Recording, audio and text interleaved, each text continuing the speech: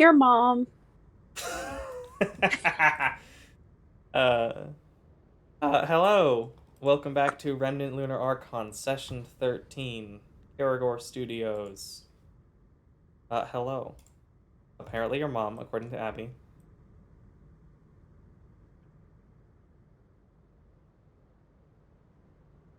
I was expecting her to say something and then she didn't.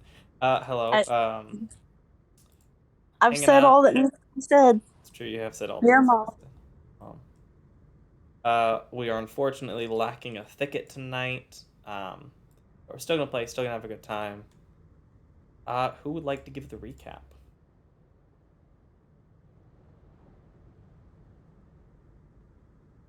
Not me, because I wasn't here last session, I don't think. It's true, you were. I'm bad at remembering things. Well, it's fine. I We know followed. we fought like a dragon or something. Well, hold on. You're jumping the shark. We followed a red herring and found a gambling den and not a missing persons human trafficking ring. So then we went elsewhere to investigate another possible lead, and this one came to fruition. However, in the process of trying to do this, then we were swooped down upon by nasty, flying, wretched, dragon-like Grim. Now, successful though we were, we had to catch back up with the missing person, and we have hurried out of town and have caught up to those who have taken him, and now some freedom will ensue.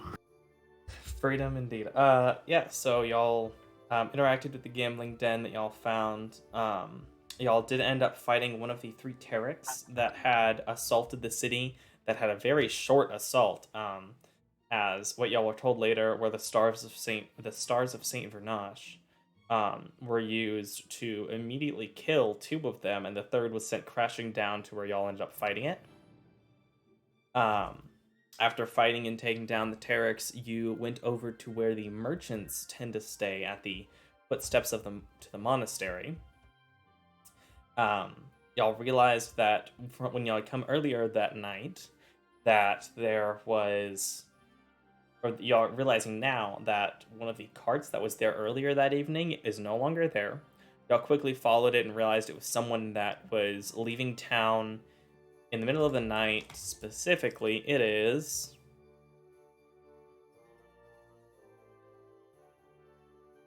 calendar. It is 4 a.m.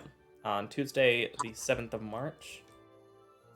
As y'all begin chasing after these people that you realized were the ones that sold Doug the silk kimono a day or two prior. I believe the day before, actually. Yeah, and that's where we left off as you began to follow behind. Oh, I realize I need to change the session number in thing from session 12 to session 13. Oop, there you go. Good job, Twitch. And combat playlist. All right. Now, did we decide if we were going to follow them back or if we were going to try to attack and question them? Was there a decision made? Y'all begin to follow them very quickly, and last we left off, y'all were riding behind, chasing after them. Thicket having turned into an elk and carrying Garand and Cedar on his back. Y'all had rode up to effectively within 10 feet of the cart, and Garand, I believe Cedar, spotted the leg of a humanoid sticking out from underneath some of the silks. Right as the people driving the cart saw you were there. So something you would like to immediately do as the rider, the person who did not sell Doug the kimono but the other one, begins to climb up, seeing you, having realized that you see what's in the back of the cart, is actually getting up and like moving into the back of the cart. Which is an open cart, by the way. It's not covered or anything. It's a small, basic, effectively short-walled box without a top that has various crates and containers inside of it that connects to a front piece attached to which is a mule that is now being sent to move as fast as it can. 2 wheels connected off to the side of it.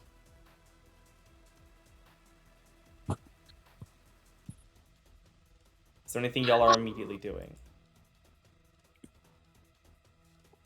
So only Cedar was aware of the Cedar saw body it and part? mentioned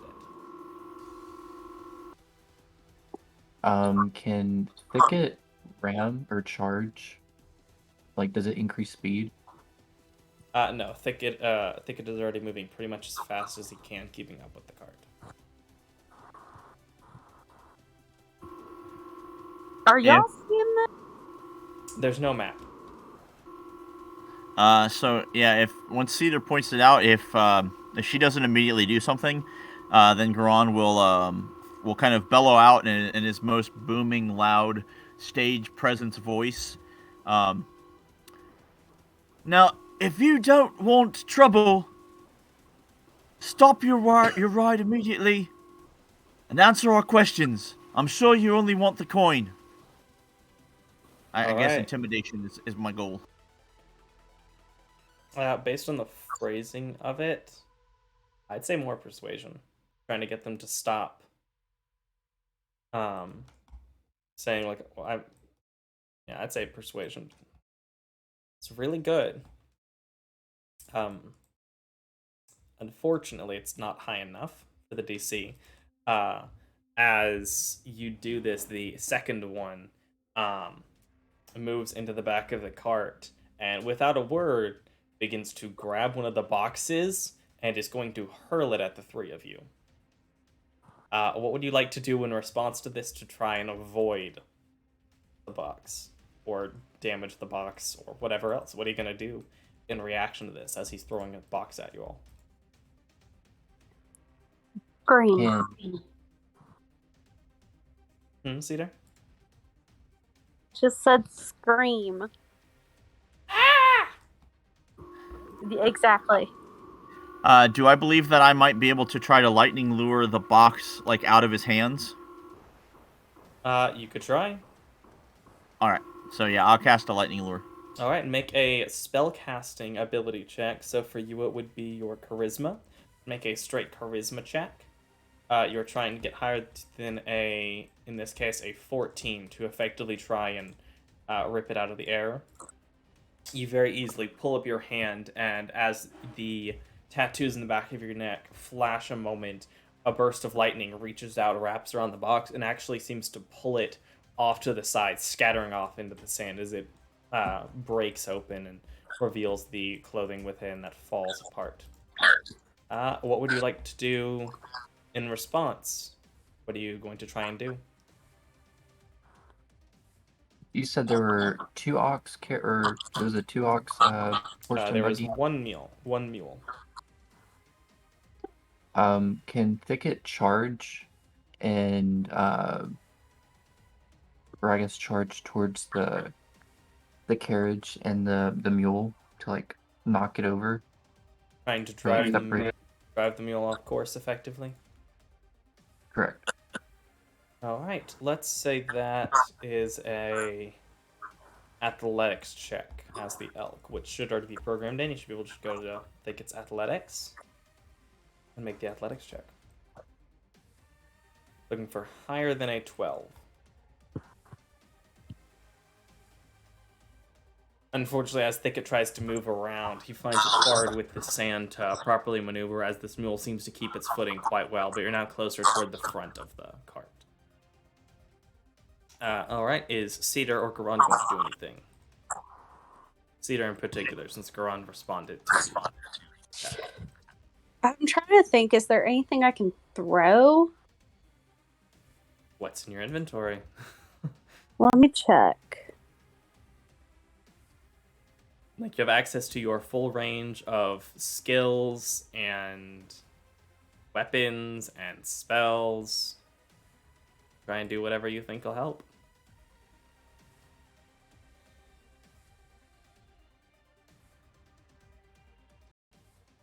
Ooh, I have a rope. Do you think I could like lasso the cart? Maybe not the cart, but someone on the cart. Okay, can I? Would I be able to lasso the humanoid that was? Yeah, it does look like a human, by the way. That was Okay. throwing the thing at you. Yeah. Yeah, go ahead and first make a dexterity check to see how fast you can you can actually tie the rope into a lasso. If you get higher than a 12, then you can go ahead and make the attempt this turn. If not, then you'll have to wait until next turn to make the proper throw. No. Unfortunately, you will have to wait till next turn as you pull out and begin wrapping this rope together, unless you'd like to spend a hero point. Why not? I have 3.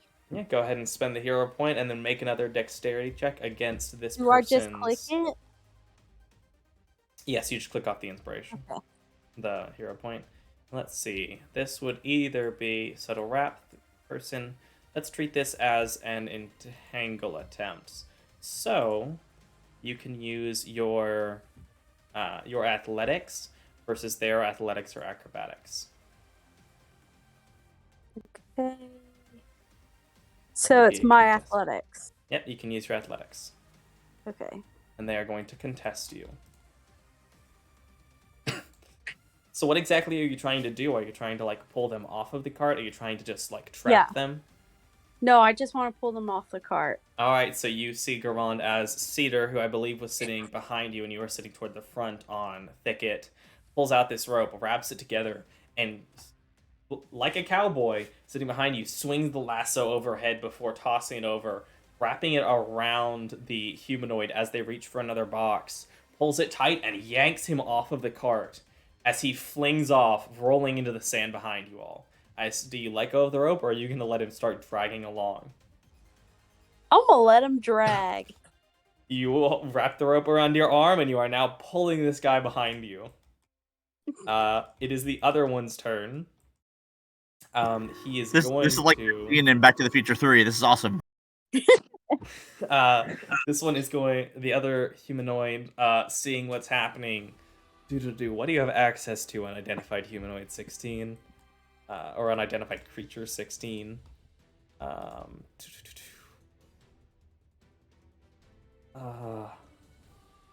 Okay. I'm about to roll a wisdom saving throw against Thicket. Oh. So it should show up on your side as a saving throw option. You'll need to press the d20 to roll it. Nice. All right. That complete success. As this person turns around and you see something shift in their eyes, this almost magical energy glaze over, and their eyes flash for a moment as they look to Thicket. And Thicket, for a moment, feels almost lethargic and tired, but manages to shake it off, not being affected by the ability. Yeah, go Thicket.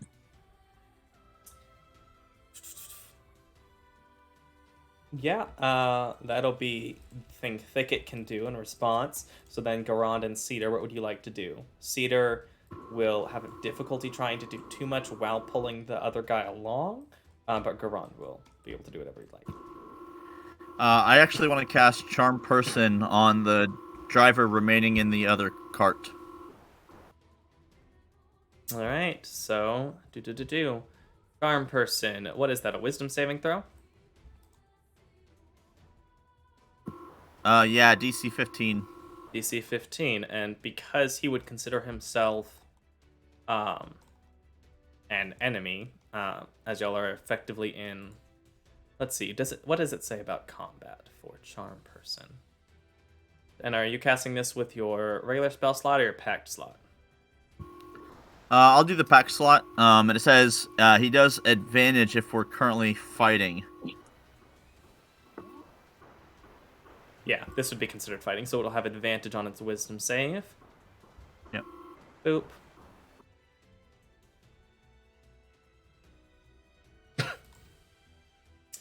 It fails, so it will see you as friendly, which means it's not going to do what it was going to do, as it slows down a bit. Yeah, that's what I'm saying. I was like, friend, you need to stop. like I'm worried about him, and so he's all like, "Oh, this guy likes me, and he's so handsome and nice. I do want to stop." You're right. We have to help. We have to help the other one that's being pulled behind. Motioning over to the guy being dragged behind you all. What, you want me to pull him up? Yeah. I'm going to roll a D100. Check something.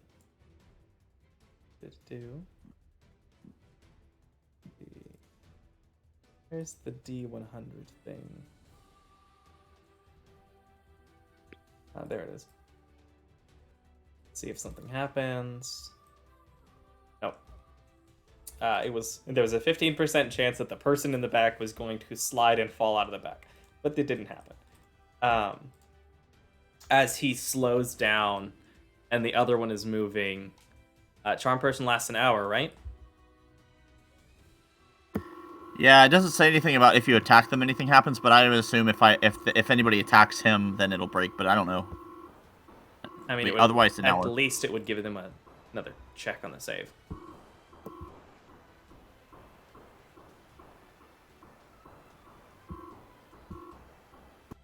Okay, yeah, it says it. Yeah, you until spell you or in your or- companions do anything harmful to it. Yeah. Yeah.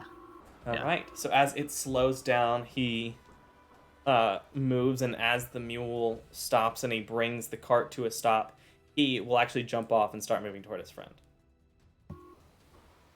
Yeah, I'll be like, oh, no, it's all right. She'll take care of him. She'll make sure that he's okay. Where were we going? Back to the commune. Oh, right, the commune. Yeah, the commune. I forgot. It's been so long. Why did we take this man? To bring it to Our Lady. To bring him to Our Lady. Who desires more followers. What just... Right, but don't most followers just, join of their own free will? He'll change his mind when he gets there. They always do. Oh, right, yeah, of course. I forgot all about that. Oh, It's a land yes. of paradise. Right, exactly. Well, I suppose we could go pick up those silks or whatever so that you could sell them again later. Yeah, that's what we... It's nice to be able to have that as a nice cover. As he moves to start going toward the silks. The other one on the ground is going to try and break out of his ropes. Cedar, what are you doing in this time as this guy's gonna try and probably fail to break the ropes? Oh. As you stop and as this conversation is happening, Cedar, you feel the tugging and you hear some thread snapping as Unidentified Creature 2 snaps out of the ropes and manages to pull and break the rope. Oh, man. What are you gonna do? I'd really love to use hold person on him, except that... Okay, I still have, spell slots. Mm-hmm. One of them's been used. Okay. So, does that... I guess that means I only have one more, spell slot of second opportunity. level for the day, yeah. For the day? For the day. Oh, for the day. Until Not you the take session. No, it's not based on session, it's based on resting. So next time y'all take a long rest, which if y'all don't take it in the next 12 hours, y'all will all gain levels of exhaustion. Then you will regain the spell slot. Okay, then I am gonna use hold person on him. All right. Hold person. What is the save on that?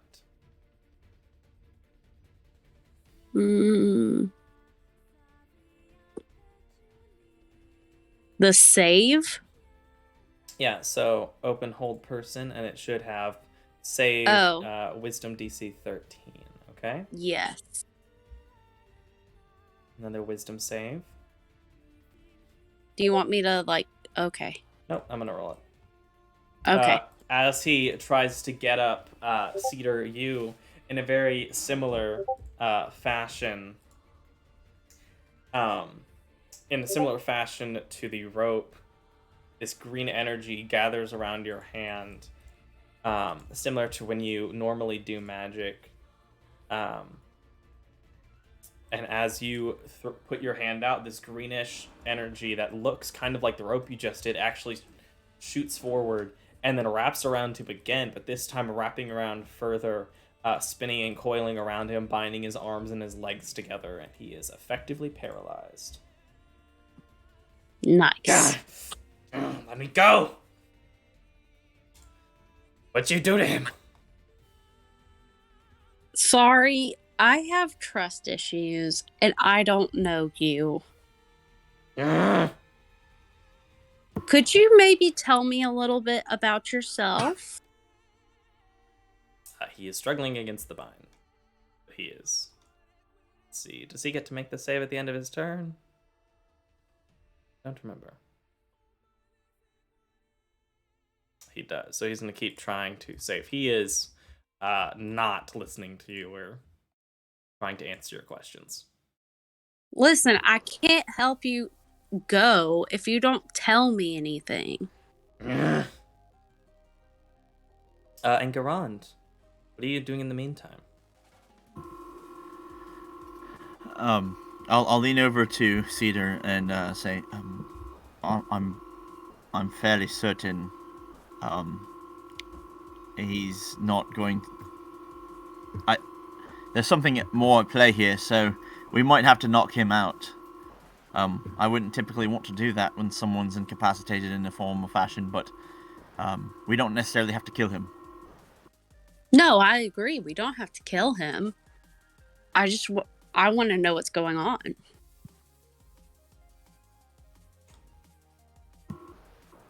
Well, the other gentleman said that they are effectively a part of a cult, and I think that there's some sort of magic at play that causes them to lose their minds and keep kidnapping, and perhaps there's a ritual or some other thing that causes people to lose their minds and their senses, and thus become beholden. So, Well, that ain't good. So, let me see something for a moment. See if you can maybe threaten him in some way. Perhaps a dagger to his throat to, perhaps, whisper, scare him into believing that you're going to hurt him. And so that way he knows that you mean business. Meanwhile, friend, about how far away is the commune? Let me check my map.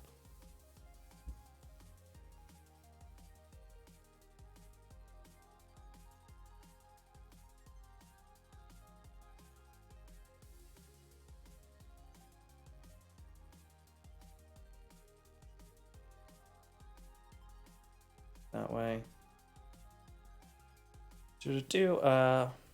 Moving off in that direction. He points off, and down the mountain range. 25 miles that way. Oh, well, that's quite the hike then. You know it would be delightful. Can you give us a map, and then let's go back and get a couple more, so that way the lady can have even more faithful and true believers. Could you help me with that? Can you get a map? Because it's been so long since I've been, of course. Do you have a map? I could mug it for you, but I don't have one. Oh yes, right here. Here's my map, and I'll pull out my map and into the pen. He will mark, effectively, about 25 miles down the mountain range, and then in several hundred feet, it looks like he marks. The hidden entrance is there. You'll have to go up onto about 150 feet up. There's a small clearing. Great. And the entrance is in the clearing, right? Yeah, it's hidden in one of the walls, remember? Right. Is there like a password or something I've forgotten? It's been so long. No, just walk into it. Right. Excellent. Oh, it's such a lovely place. Such a beautiful. It's wonderful. Get to Right, do whatever right, we all right, want well- to the slaves. It's wonderful. Yeah. Oh, it's the best. Let's go back and speaking of, and get some more slaves, should we not? Sure, if you think we can get more. He will follow you while the other one... Cedar, what are you doing with the other one? I'm talking to him. What are you saying?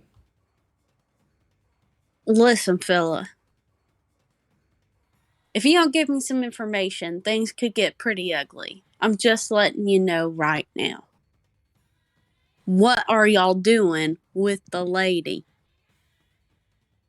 I was a man, first off. I'm sorry? Nods over to the cart. It's a man. Oh.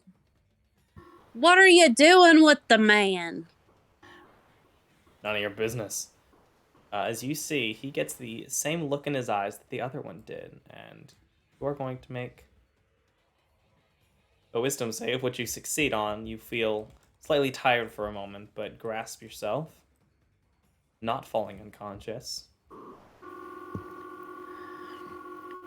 Oh, friend, no, he's been bewitched. Look, he's not wanting to get up. He's just trying to, I don't know, something's wrong with him. And I'm gonna go over and I'm gonna try to like knock him out either with like a punch or like a boot or something. I'm not trying to kill him. I just want to knock him out. What are you using? I guess whatever I think would be most likely to do that, either like the butt of my dagger or like a boot or something. All right. Roll damage from your dagger.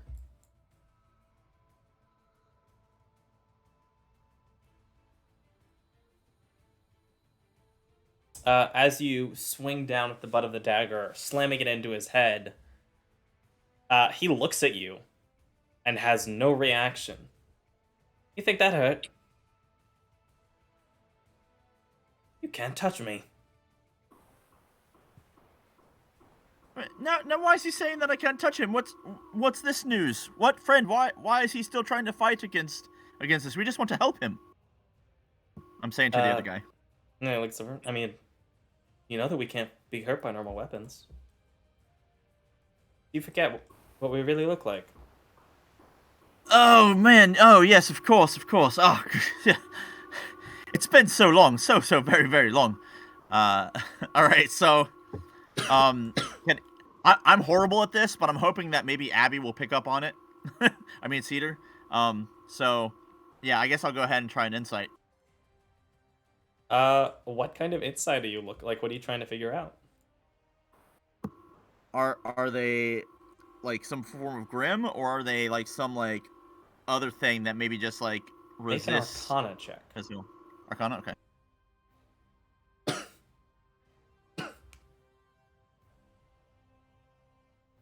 You don't know. I mean, Oof, okay. some stuff resist it. Okay. Well,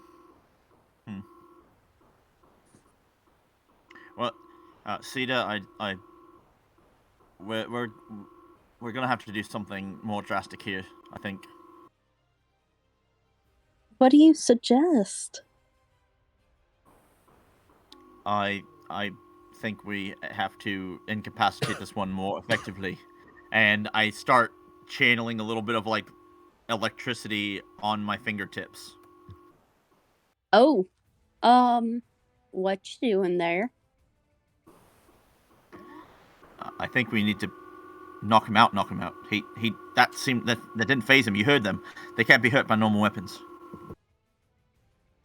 Around this time, Doug and Maverick come running up.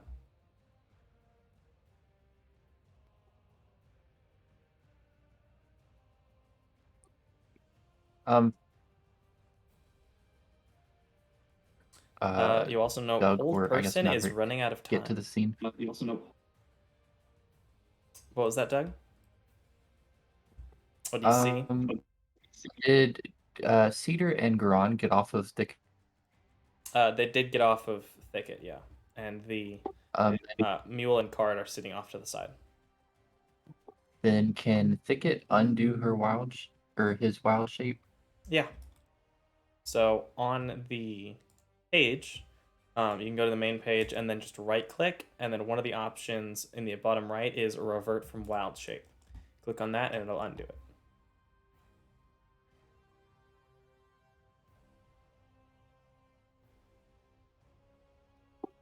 Okay.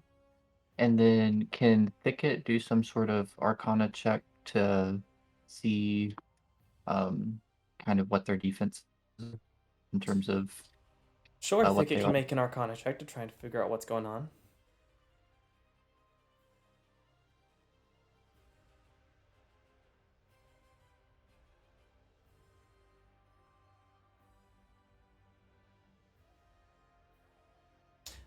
With that, Thicket would be able to remember that typically most things can't resist damage entirely. Even if things take less damage, for example, Grim are fairly resistant to normal weapons, they take half damage effectively. The only things that come to mind that can take no damage are some spectral things like ghosts occasionally can, some golems, and most notably, aware creatures, lycanthropes of any kind are essentially immune to non-magical damage.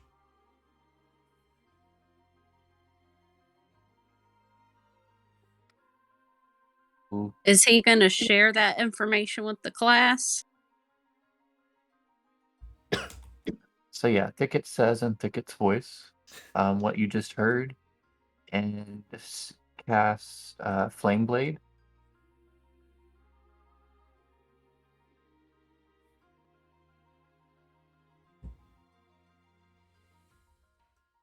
Seeing the flame blade, I would like Thicket to make an intimidation check.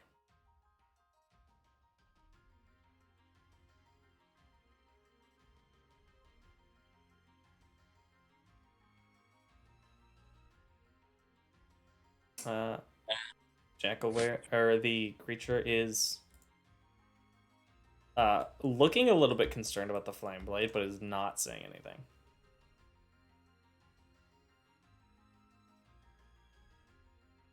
What was that?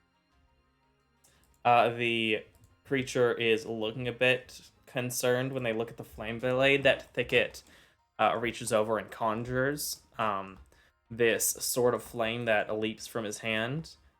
The humanoid looks over at it, concerned, but does not say anything.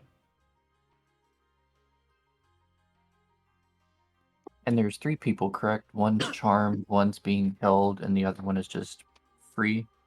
There are 2 people. One is charmed and one is held.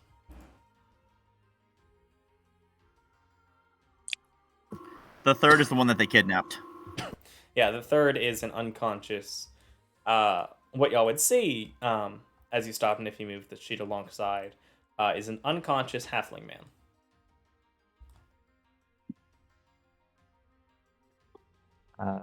Then I guess Thicket approaches the closest one and appears to lift his paw towards the sky with the blade, and is about to, I guess, try to knock out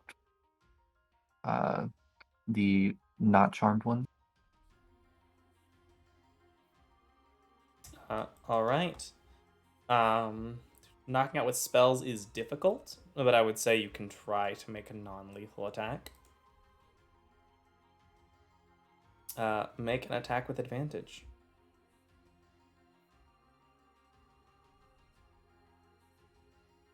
They are paralyzed on account of hold person.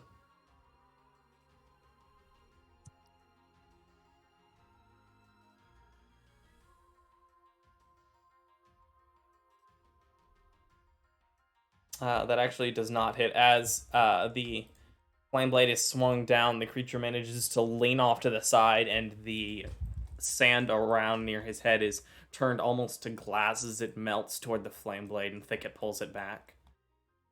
And it is on its last turn of hold person, and then it will end, and Cedar knows that the spell will end. It only lasts a minute. Goodness. What would you like to do?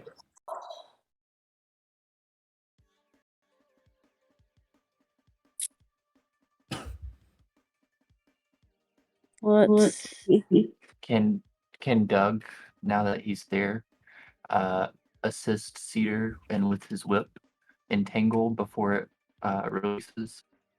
So Doug is going to try and wrap him using his chain whip before he can escape. Correct. All right. So you don't even have to actually make a check for that, because for the round he's paralyzed. As long as you do it quickly enough, you are able to. And go ahead and make an attack roll to see if you can quickly enough wrap it around this guy to keep him from moving.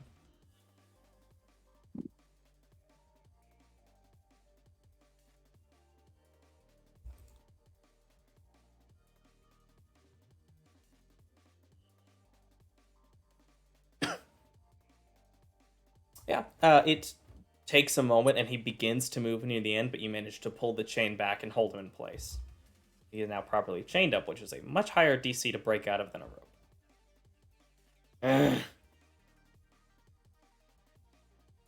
Can As you I see, he actually starts trying to bite against the chain. What in Sam Hill are you doing?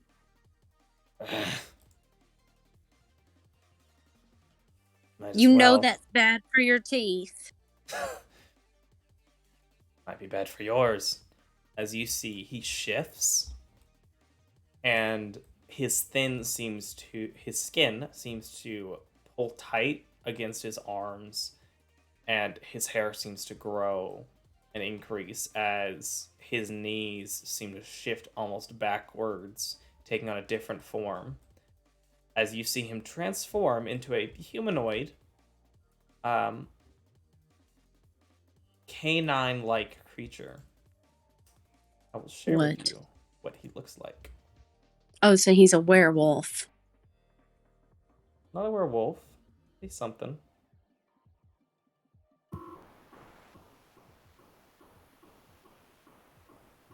Out of character, I think they call that a weird jackal. Close, but also incorrect. Okay.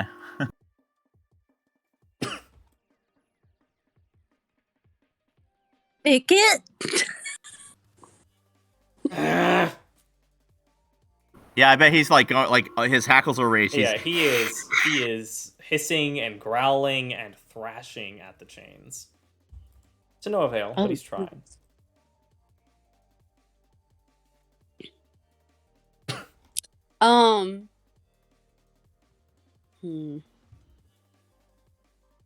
Can I use inflict wounds on him? You can. He is Okay. restrained. Make the attack with advantage. Oops, wrong thing. How do I do it with an advantage? So in the bottom left, where the modifier thing is, next to your dice, click the ADV button before you roll your attack. Okay.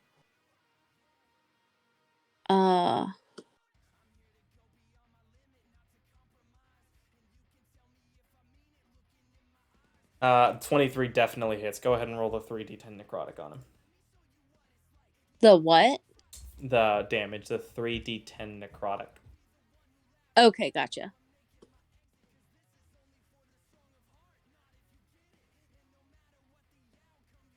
That's a really awful roll. But he does take some damage as you pulse this necrotic energy in him, which I guess I can identify the creature now. So, unidentified creature too, because now you can see his face. Yeah.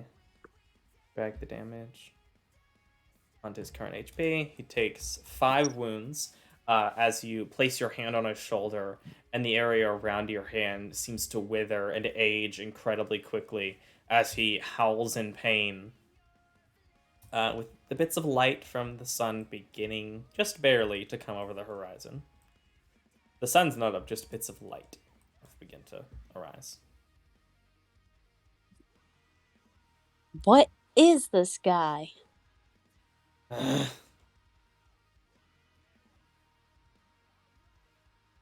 other one pipes up. We're jackal wares. Jackal wears. Oh. Right, yeah, exactly. Oh, yeah, so great.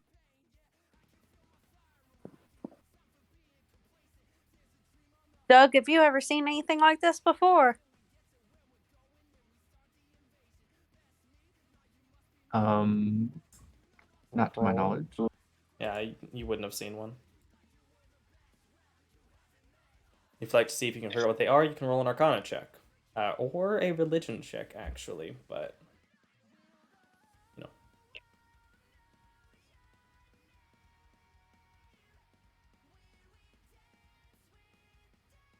What would you like to do? You have him wrapped, and you have another 58 minutes, 55 minutes left on Charm Person on the other one.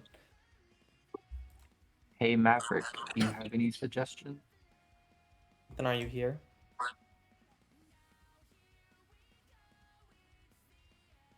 He's muted, so if he is here, he may not know that we can't hear him.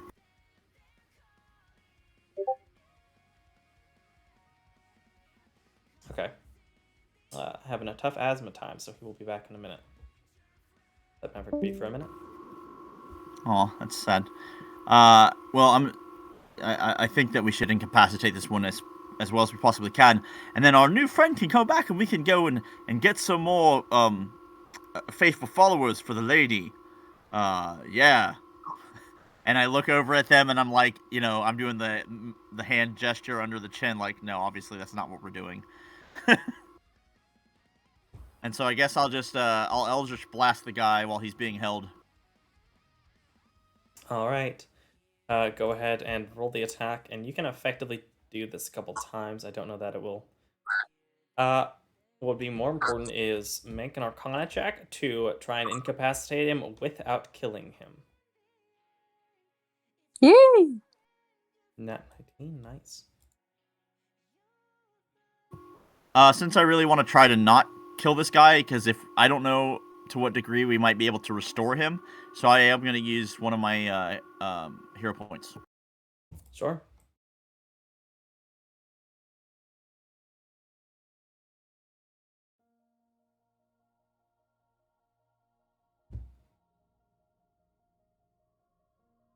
All right, with a 19 Arcana check, you are able to effectively blasting with a couple of particular shots to his legs and his chest, do manage to knock him unconscious without killing him.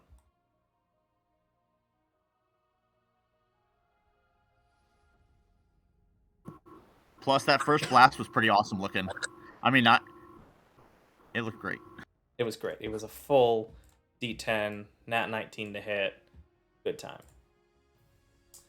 Alright, so you have the other one charmed for an hour. You are roughly 15-20 minutes away from town. And you have an unconscious chained jackalware. And the other one that you can assume or not what he is. He hasn't... I mean, he said we, so you could pretty reasonably assume that he's also a jackalware. Yeah, I'm just going to be talking him up the whole time, trying to get as much information as I can about the layout of the place. If he can, like, describe the number of faithful followers there are, like, how have things been since it's been so long? And, how, like, who's, like, lieutenant, and, like, what should we expect?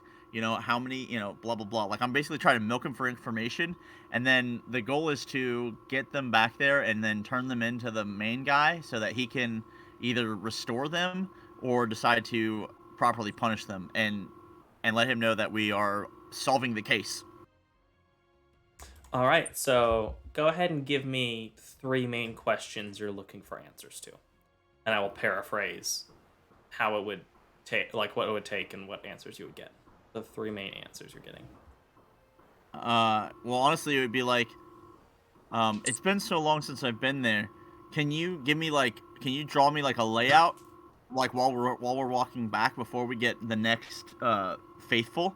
Can you draw me a layout of like however many rooms are in this? You would get a very, very crude drawing. He is not particularly good.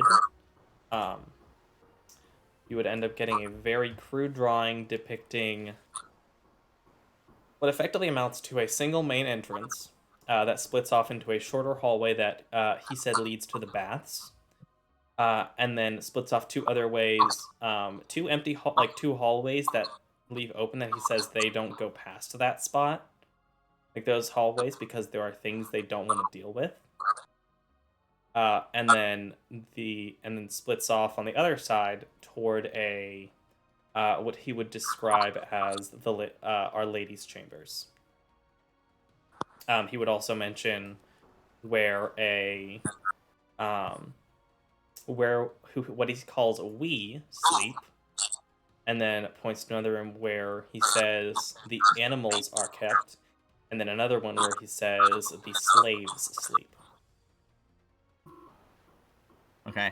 So yeah, I mean, I'll just basically try to have that as a side thing, and then say, Yeah, so basically, when oh y'all well, get looks to the like map and you can ask me, do we know what's beyond here? And I can say, yes, he would have told you that that's what's beyond there. perfect. All right, and then the next thing is going to be about how many of their number are they at now? Because it sounds like things are going well, and that's so exciting. Let me grab. So there's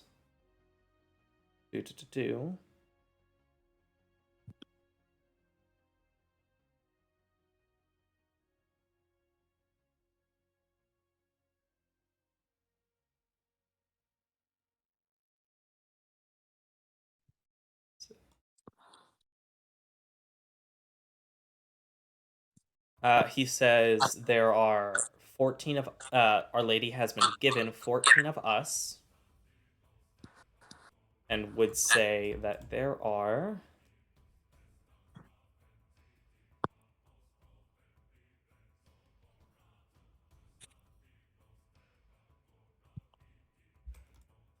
the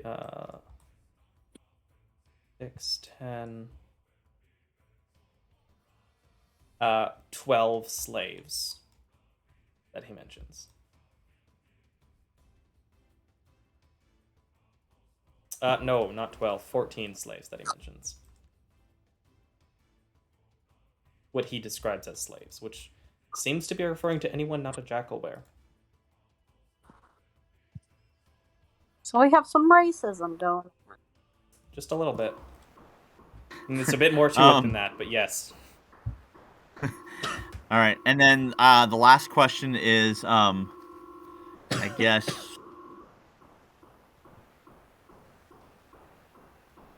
and what about those creatures that you don't want to mess with? What are those like? Okay. He would mention that there's an empty library. The art ghosts, as he describes them, and the big thing that spits acid are effectively the three things you are made aware of. All right, then, yeah, then I'll make a note of this here, but also like you'll know what you can give us and whatnot. Yeah, So I'm not I'll worried know what I about can it. give I you trust when you. you get to the things. But Yeah, there's a section that has things they don't like, which includes an acid monster, some sort of art ghosts, and I believe I said a library they don't go to, or yeah, a library they thought was useless. yeah. So that's good. They've decided is So, yeah. useless, rather. So all right, cool. Let's All right, so over 20 minutes, you do get back into town. Are you taking their cart? Yeah, we're taking everything right to the main guy because All right. I need someone we're to in the roll me process a of solving this. 1d4 plus 1.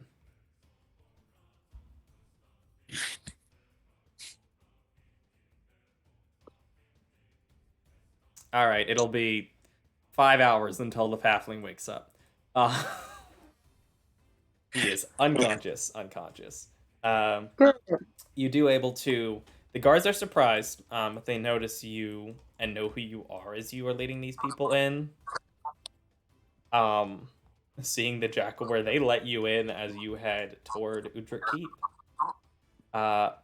So where are you heading? Like, are you heading up the elevators with the two jackal wares to Bellathor's? Are you heading a bit higher than that to another entrance into Udric Keep, which is where Aldrithel lives? Where are you heading? You trying to find where the halfling captain of the guard is, or something else?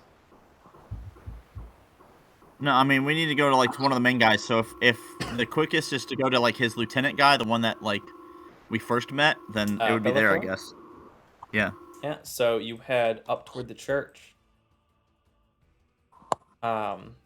Which, just even with the friendship, you would see Jackalware 16, the second one that you've charmed, does look uncomfortable as you enter. As you enter the church. Oh, you're not going to be harmed here, friend. Better not. How are we going to get people here anyway? He whispers to you, not looking over at Matthew, the secretary, who he would see you all, and then he would move to go retrieve Bellathor. After a few moments, you all stand, and hopefully Ethan will be able to come back soon.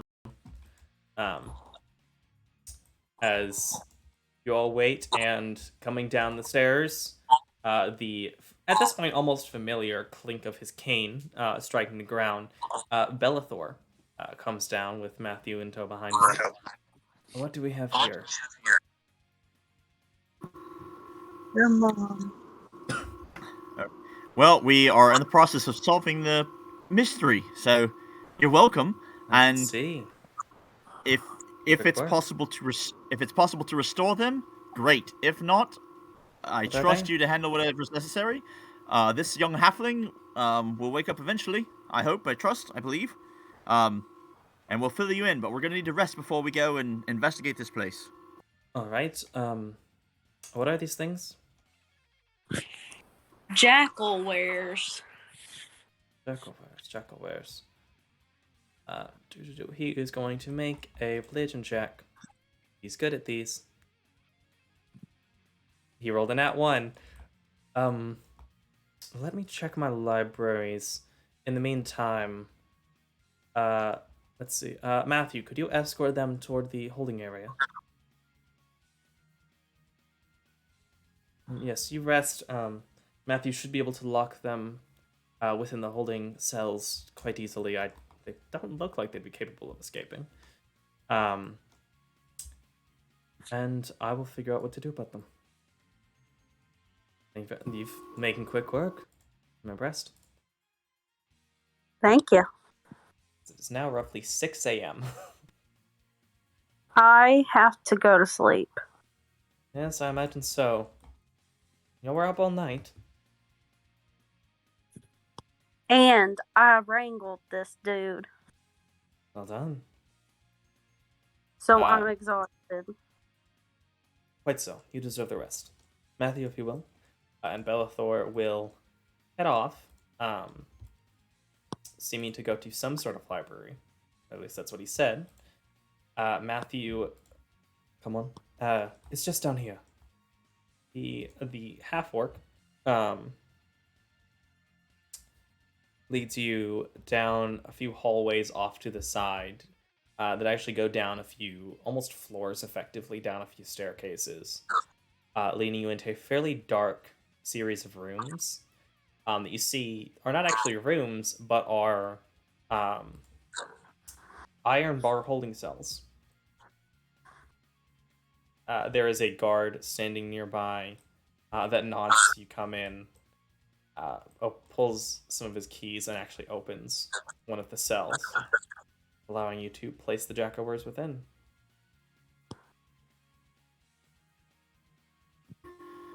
Excellent. Then it'll definitely be time for sleep. Yeah. Taking them in, it's a fairly easy job to move them in. They're both alive now. They are going to get their own long rest over this time, presumably. Is that right then that you're taking a long rest? And of course, we'll tell them, hey, they're spellcasters. Hey, you know, all this stuff. We'll tell them They everything. can do something. With the eyes. They got the eyes. Alright. In that case, let me go ahead and move you. So from 6 a.m. it would be up to 2 p.m.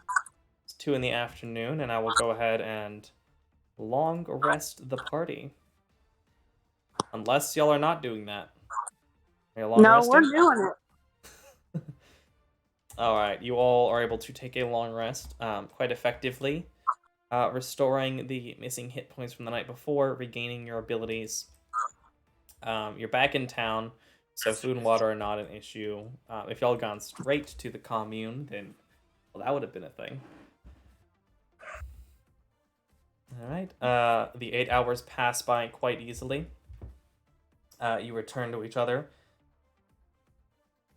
What would you like to do?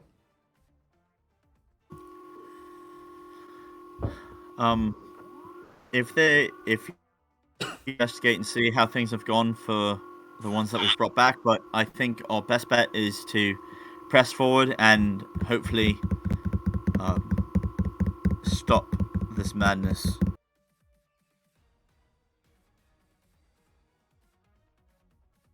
Doug, Cedar? Your Sounds thoughts? like a plan to me.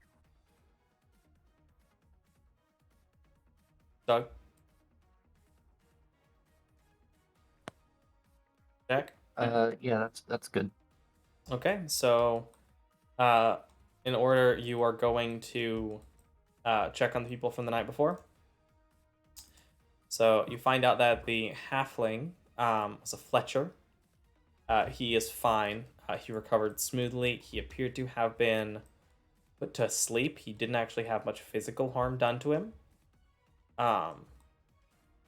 He said he had been on a walk the night before when he was suddenly feeling very tired and fell unconscious. And then going down to the holding cells, and Bellathor goes with you. I've done some investigating over the afternoon, or over the morning. Jackal wares are not curable. They're actually not even human altogether. They're an odd sort of creature touched by demonic energy that are actually jackals, given the ability to transform into humans and often set to serve under demons or priests of demons.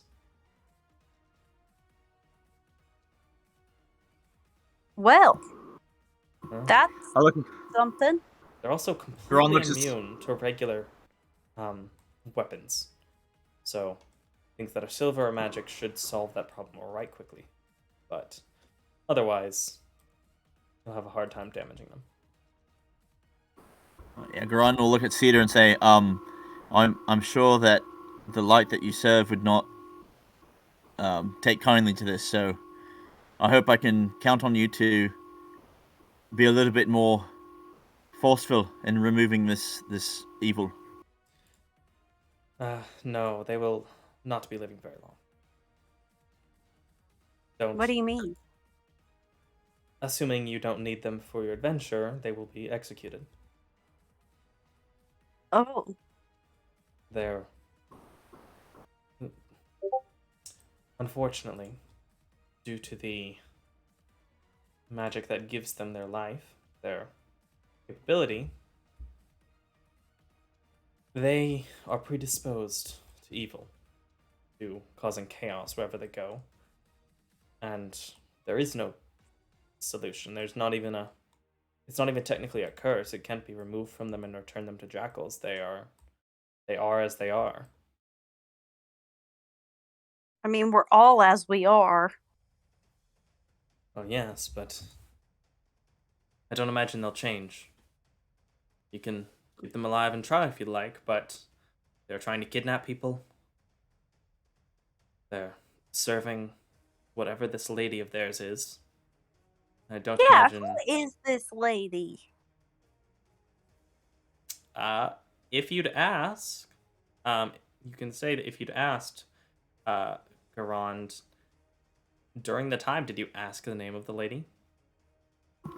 Oh, you said only 3 questions, so I didn't want to press that. But yeah, if I would have had enough time to say, and who is your lady? Well, you know, because I want to honor her properly, and it's been so long. Yes, he would give you the name Lacephine, which I will throw in the session highlights. And then we'll see if that rings a bell with him, or if when he does his research, if anything comes up from that. I'm sorry, but the name, it doesn't track. It's I didn't find it anywhere. I don't know. It's Lexaphine. Lexaphine. Lexaphine. It didn't show up in any books, any historical documents. Whatever this creature, this lady is, this Lexaphine, they are not something I'm aware of. But now you're a jackal aware of it. Forgive me. Oh, that was lovely. Well done. I wonder what she wants all these folks for. Not sure. Potentially, you could get one of these two to lead you to her. But I won't tell you how to do your jobs. You've done perfectly well just fine without my assistance.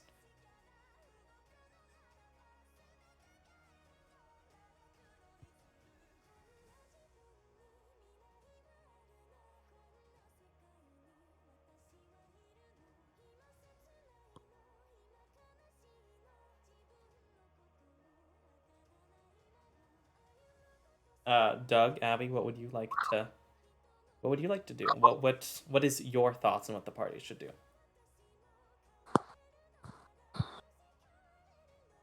I don't really.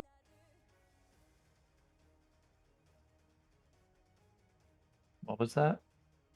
I don't really know. Well, I know that the shattering memories or shattered memories is effective because it's silver, right? It's true. It is a silvered weapon. However, I do know that that is all I have, and I don't think I know there's someone else that doesn't have much either. I mean, So I guess Everyone What is has it? access to damage that will be effective. I have a the- spiritual weapon. Yeah, so you have a spiritual weapon, cantrips. Even Maverick has damaging cantrips he could use. The only one who would be affected for the most part would be you, on account of the relying on weapons, but you do have a silvered weapon. Everyone else, like even Thicket, because of Shillelagh, does actually make his attacks magical, which will overcome the resistance.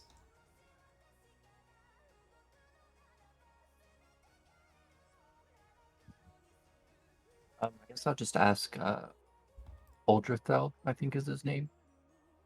Uldrathel or Belethor? Belethor is the priest, Uldrathel is the lord. Uldrathel.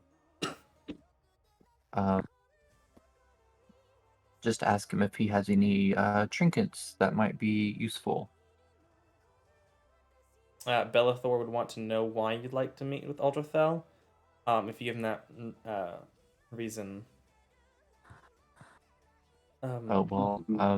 He kind of did destroy the Terexes in one shot with just a single item, so maybe he could lend us something that's of value.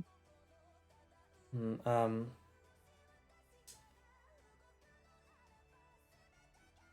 I understand your desire for any edge you can get. You've already been paid quite well ahead of time. You've proven yourselves quite capable. If things happen and you need to flee and return, we'll be happy to help from then. But you seem to be doing your jobs quite well. Belethor would say, not giving you the opportunity to go before Uldrathel again. Or at least not initially. You could try and persuade him another way. You get the sense that Uldrathel doesn't meet with people as much unless he needs to. I guess the hard way it is. Alright, so what would you all like to do? Are you heading out toward the place? Are you going to take one of the Jackalwurs with you? Are you going to not take one of the Jackalwurs with you? Are you going to follow the map? What is your plan? What is your decision? We really should take one of the Jackalwares with us. Yes, Lacifine does sound. The name does sound a little bit like a medication now that I say it out loud. Yep. Just goes to show, no matter what you do, no matter what names you give your stuff in D&D, your players will always find a way. If it helps, it's a medication that I'm definitely afraid of taking. So. You were saying, Abby? I don't remember. Oh darn. No. Yeah, Cedar was suggesting that we could take a Jackaware. I would rather not. I don't know that we can count on any real help from them if they're not magically coerced. Yes, I wouldn't imagine so. They seem to be fairly resilient. Out of curiosity, what makes you believe that it would be better to take them than to trust the word of when he was possessed under the spell? Well, we could need him for something. I mean, we don't know a whole lot about where we're going and what's going to happen. But he has a little bit of experience.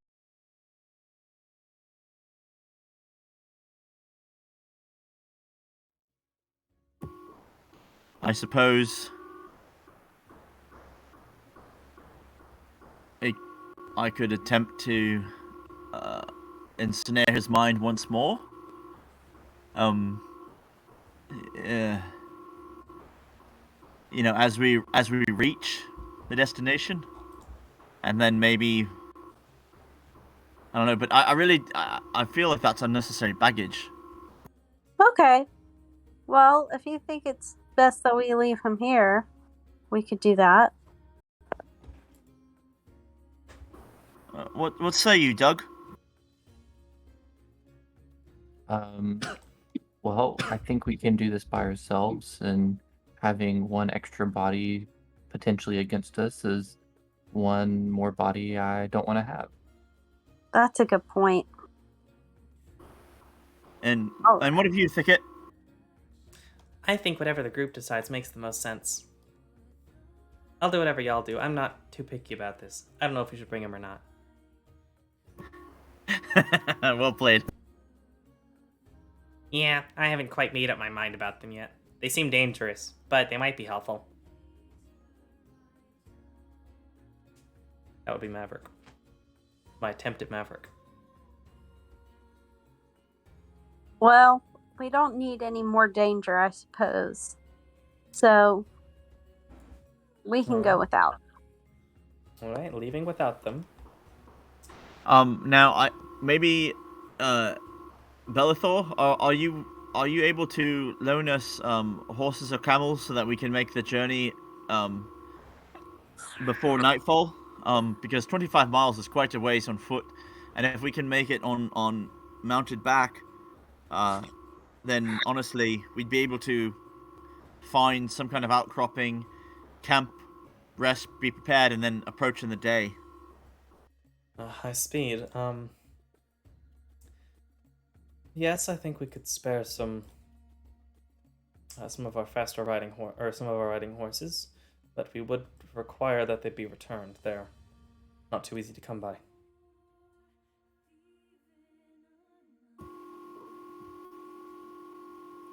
If you wanted to send, if you wanted to send like an associate back, or with us, and then he could guide them all back, because the return trip could take as long as it needs to take, but You're just trying to get there quickly. Yes, make a fair point. I assume you're not bringing your cart then. I don't believe we'd need it. No, one day is fine. All right. Yes, we can spare some horses for the 5 of you, and I'll send along a guard in the 6th or one of the stable boys to bring the horses back. If that's amicable to Does that work for you, Cedar? Does that work for you, Doug? Sure. Works for me. All right. You gather near the front. Is there anything else you'd like to do in town before you begin to make the journey? Didn't you say previously that you can have a weapon silvered for an amount of money? Yes. Do we think that there's enough time for Doug to get 1 or 2 more weapons silvered? It would take at least a day. Okay. All right. Then never mind. Yeah, it would take at least a day to have a weapon properly silvered. And Just so to say, out of character, this is like the perfect time for like Secret of Mana spells where I could just be like, oh, Lightning Blade, oh, Flame Blade, and like you just enchant his weapons. oh yeah, it's great. That's what the magic weapon spell basically is. I believe it's a second level spell, so you don't have access to it yet, but it exists. Like, I believe If it is second level, if it is second level, then Cedar in the morning can prepare it. Potentially, yeah. Let me see if magic weapon is on the spell list for Cedar. Let's see, because the 2 main weapon spells are magic weapon and elemental weapon. There's also the boomerang weapon from Luciu's Guide to Kitsadria. That one is on the bard, wizard. Those are the main ones that y'all would do. For magic weapon is a second level transmutation spell that is available to paladins and wizards. So unfortunately, she would not be able to cast it, but effectively you make a weapon into a temporary +1 weapon. Clerics, no, that's spiritual weapon. I was looking for... elemental weapon is not in my system already. Let's check the interwebs. Elemental weapon 5e. I believe it's a 3rd or 4th level spell, though.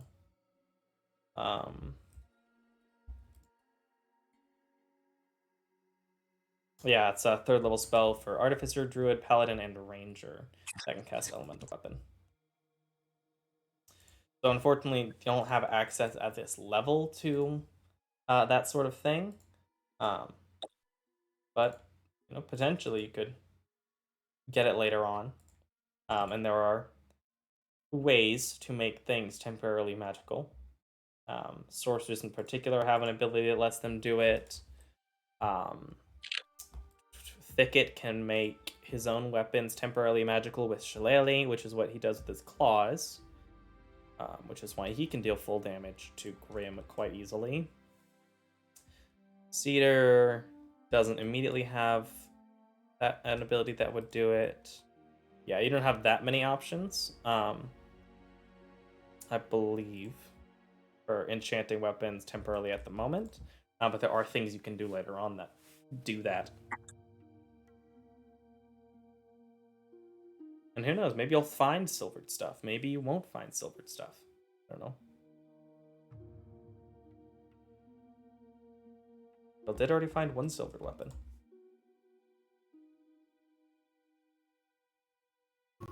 Yeah, we had to do a mega quest just to get there. It was more of a mini quest, but yes. It was effectively a quest reward.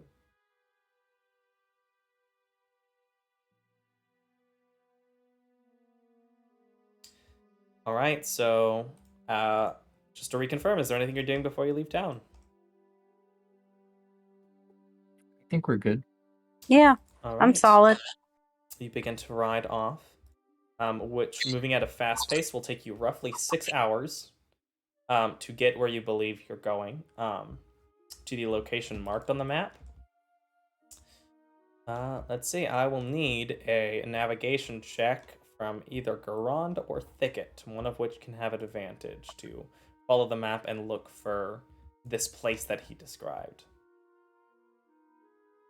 Navigation check would be a survival check.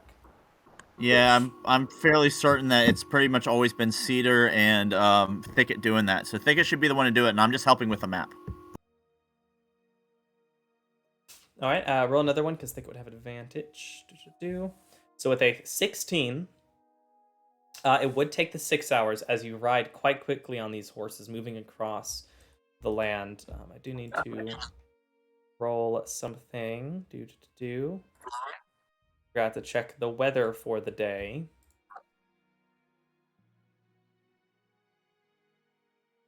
It is clear skies, again, as is typical for the desert.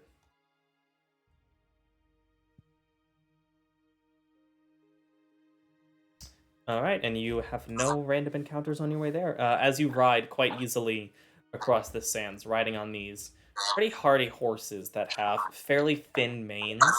Are you talking, Abby? Nope. Okay, you're.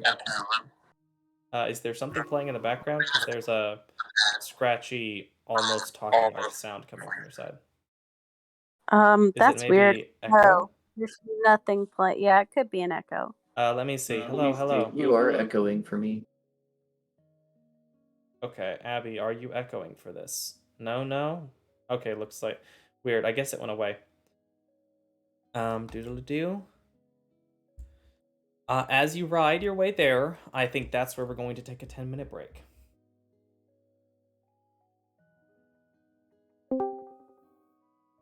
Hey, All right. Yeah, Ethan's back for the 10-minute break. Ethan's back Oh. right in time for the 10-minute break. Whoa, okay, I'll see you guys in 10 minutes. Oh, well. That was a That pretty was solid great. joke. That was fantastic. Well done. I also appreciate the jackal wear joke earlier. I don't remember the full context for it, but that was funny. That was funny, and You even said- Bellathor thought it was funny. You said I'm not aware of it, and I said, but now you're a jackal aware of it. It's true. We are a jackal aware of it. Oh, that was great. I feel like What's death. most interesting? Oh man, that stinks. I was gonna say what's most interesting is that Jack is also very jackal aware of the jackal wear. Yes, he is jackal aware of the jackal wear.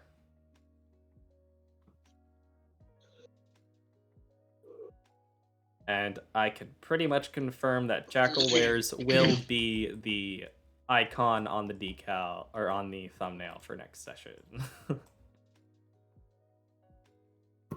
Unless we just completely obliterate them super awesome fast and we get Unless to you the lady and the somehow lady. kill the other 14 or 16 or whatever I said it was that are at the commune. We said 14, so either that included them or it didn't include them, but either way, remember. it's fine. I honestly don't remember if I included them or not. But yes, there are at least a dozen at the commune. Maybe I will just run the entire dungeon in 5 minutes, you know. Could happen. Maybe. Probably not. Oh, yeah, Ethan, while you were unconscious, not Maverick wasn't, you were, y'all went back, found out that the guys that y'all caught are called Jackalwares. They are, while they are not demons themselves, they are often created by demons or with demonic energy to serve demons, and will be given or made by lesser demons and demonic entities as servants. And like many lycanthropes, they are immune to non-magical, non-silver damage. Even though they are more so a reverse lycanthrope, they are actually jackals that were given the ability to turn into the half form and humans. Okay. They literally are a reverse werewolf, but a jackal. See, I knew jackal wares were something different than like normal lycanthropes, but I didn't know that was what the difference was. Yep, that's the main difference, is at least in standard D&D lore, and in the case of this, they are often made to serve lesser demons, and are reverse lycans. Yeah. Nice. Reverse lycans are fairly uncommon in anything, but when they do show up, they tend to be fun. Yeah.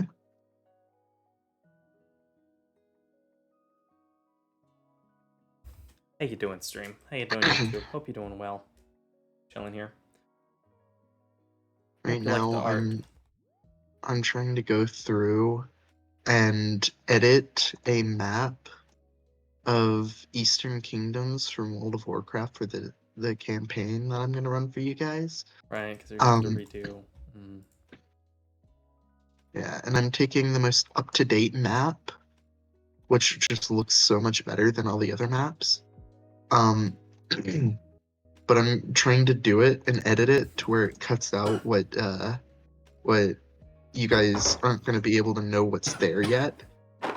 There's a couple places that are technically undiscovered. Very nice. So Interesting. Because we're I taking think place specifically near the one end of the place. first game is where our canon is, right? Yeah, you guys are going to start at the end of the first war, or close to the end of the first war. The year will be. Oh wait, oh. I just realized I might not be able to use this map. Why? Is there a whole continent that's not supposed to be there? No, it's just um after there was an event called the Cataclysm that happened, and they basically used that to remake the entire map. So I just realized that there are parts on this map that I can't just cut off or edit off. That yeah, that don't exist right now. So I'll just send you guys the first map. You know, my question is, how are you going to do rare mobs and things? Are we ever going to see, like, there's a dragon icon floating around their head? No, what'll most likely happen is you guys will I'll probably only throw stuff like rare mobs at you if it makes sense within the story or what your guys are doing, or stuff like that. Yeah, basically just an Nice. abnormal version of a regular mob. Yeah, because Yeah, like they have. typically the rare mobs are like named, or they have at least a little bit of lore behind them, or they have some sort of story related significance, even if it's just, oh, this was a named NPC who got put into a spider web and is now evil or whatever. It's also super easy with once you have a baseline to up stuff.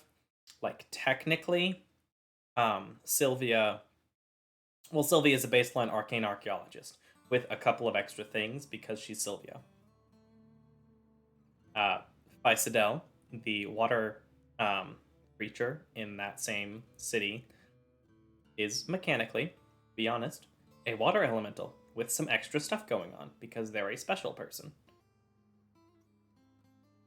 It's super easy to make rare or special mobs. But I don't imagine we'll be like grinding in this campaign. Yeah, no. Hey, it can be fun. Grind can It be could fun, be. but a Hey. TTRPG, I think it's hard to do a proper grind. So unless Yeah. we were doing like just like a pure combat thing and like all the RP was just like between sessions and like it was just like typing it all out, I couldn't see it really working out too well. But I was just making a joke Yeah. because that's one of my favorite things about MMOs. Like in Final Fantasy XI, they had notorious monsters and stuff like that, and I would spend hours hunting things like things called Leaping Lizzie and Jaggedy Ear Jack. So like, it's a special place in my heart for that whole concept. So that's all. Rare mobs are so neat in games. It's super fun. I would go out of my way to find like weird things. So like, the Horde have a quest for a white lion, hunter pet that you can get at low levels in the crossroads, like that main area that like most of the Horde start out at. And you can't get it as an alliance unless a Horde person spawns the monster and then your alliance person takes it over. And it would have a different ID that would read, so like any time that something would come up, like it would relate to that ID or whatever. It was kind of neat to be able to have that, because otherwise an alliance person can't have a white lion until like level 40 or 50 from the hinterlands or whatever the winter place is. So it was neat to be able to like walking around and have that white lion. There's also a black lion that was in that same area or whatever, but anybody can get that. So that was just, you just had to hoof it. But I love stuff like that. I had a lot of fun. I think there was a reciprocated thing. Like there was a Alliance elf quest where you could get a ghost cat. Like it was like a see-through like leopard basically, and same kind of idea, same kind of deal. You had to effectively go there. Anyway, fun stuff. Yeah. See, guys, now I am 100% gonna let you guys get really cool mounts and stuff this game while playing this campaign. Wow. So we're gonna run through some instance like a 27 times until we finally roll that low percent chance for that Phoenix mount. Exactly. The point you guys are gonna hold on. You guys are gonna run through Ice Crown Citadel over and over and over again until you draw and until you get invincible. Yeah. Which is how often does it drop? I think it's apparently it went up to 5% recently. Huh.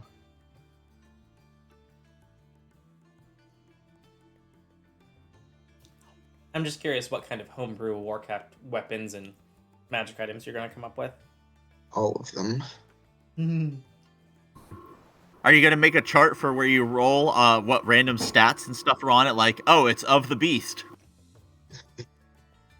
That'd actually be kind of neat, though. Have like randomly enchanted. Like you found a sword that is roll, a Strider sword roll of the beast. Yeah. Or you guys could go to like Dead Mines, and I could just look at the loot tables and be like, Cookies Tenderizer. It's Oh man, mace. there's some great stuff that like came out. Like, when the Draenei and Blood Elves came into the picture, the Draenei had a female Blood Elf rogue sneaking around on the island, and she was invisible. So unless she ganked you or you're high enough level above her to see her, you might have a problem fighting. But she would drop a really good armor, a really good low level armor, and then the Blood Elves had a mad scientist who would drop either a wand or an axe, and it looks like a meat cleaver, and that was like a really good weapon. But that was all the way on the other side, and that, like, I don't know, lots of fun stuff, man. I'm getting all like geeking out nostalgia over all the WoW memories. That's So I can use that. Yeah, World of Warcraft has such a great place in my heart. I'm remembering my first purple drop. It was a staff. My first world purple drop. Man, I can't remember it right now. I have to go back and look and see, but it was like a level 50-ish staff. Man, that thing was great. That got me like 40 gold or something when like 40 gold was a lot. When did you like in World of Warcraft? Yeah. When did you play? So I played a little bit in vanilla. Okay. And then I came back for Burning Crusade, and I played that all the way up until Mists of Pandaria, and then I was The unable Panda to play. update. I know that one. I was unable to play. I was unable to play from then on because life stuff. We can get into that off stream. I don't want anybody, feeling bad or whatever. But, but yeah, I got to play Getting for married like a will long, do long that to time.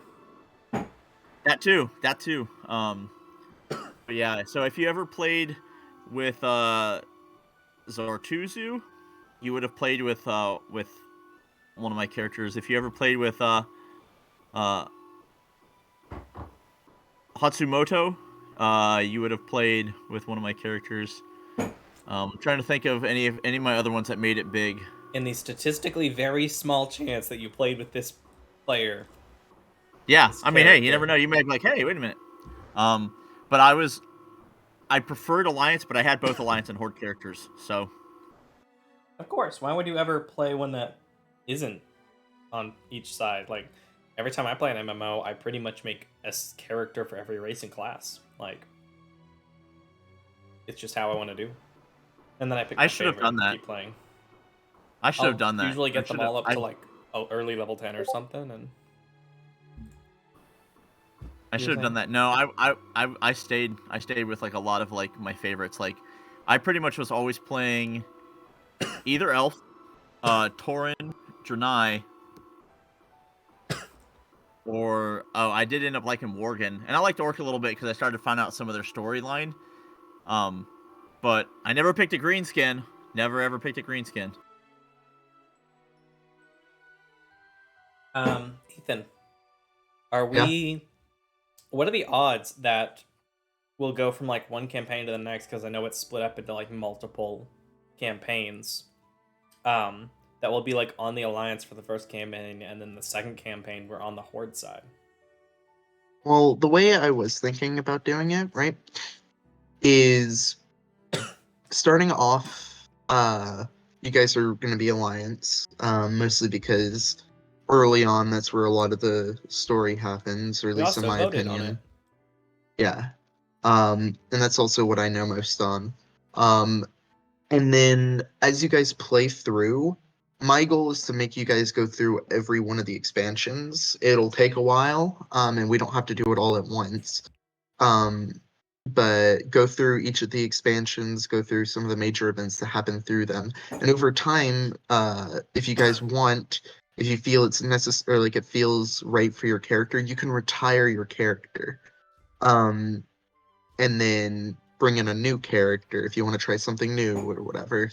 And as we play through, there are times when the Horde and Alliance kind of work together, and so eventually you guys would be able to be like, oh, I'm an orc, but you know, I'm not really aligned with either side type deal. Yeah. Because Mercenary bounce back and forth type of deal. yeah, Or because I've like got my own different agenda. yeah, because like the Horde and the Alliance have both done terrible things. So it's not like either side is the good guys. Unless you play Alliance and then you're the good guys. Yeah. Yeah. Yeah. All right. It's Abby, not biased for me. Yep. Okay, Doug. I'm back. Cool. Should be good to return to game then. And I'm remembering to switch the Twitch view this time. Did it. So now when people are watching, if they want to skip the break, like Beebs, then they can just skip to when they don't see the thing anymore. All right. With the pretty solid 16 survival and the loose but still effective instructions, you are able to, over a course of a few minutes, a few hours actually, you ride the horses allotted to you, which actually ended up being 4 horses with Thicket riding probably with Cedar. So Thicket's a cat again. Yes, Thicket turned back to a cat Got it. soon after the incident. Diddly-do. Yes, Thicket was riding with you. A effectively stable hand was sent to ride with you as you requested. Towards the end of your ride, as the sun goes down and the evening crescent, the crescent closing out moon, which at this point is, I believe, just over half. That's what an evening crescent would be. Just over half the moon. Either just over half or just under half, I don't remember. Begins to reflect, shining down, giving a bit of light over the desert. You don't interact with anything. No, nothing jumps out at you.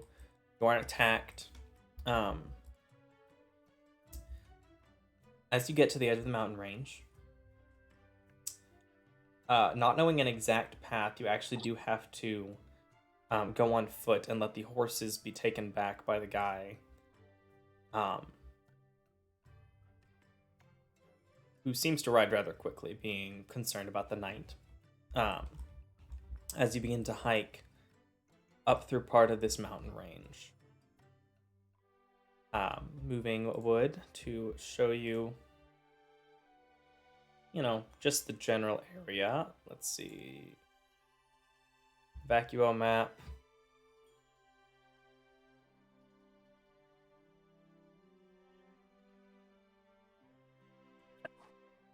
You would end up moving effectively down here.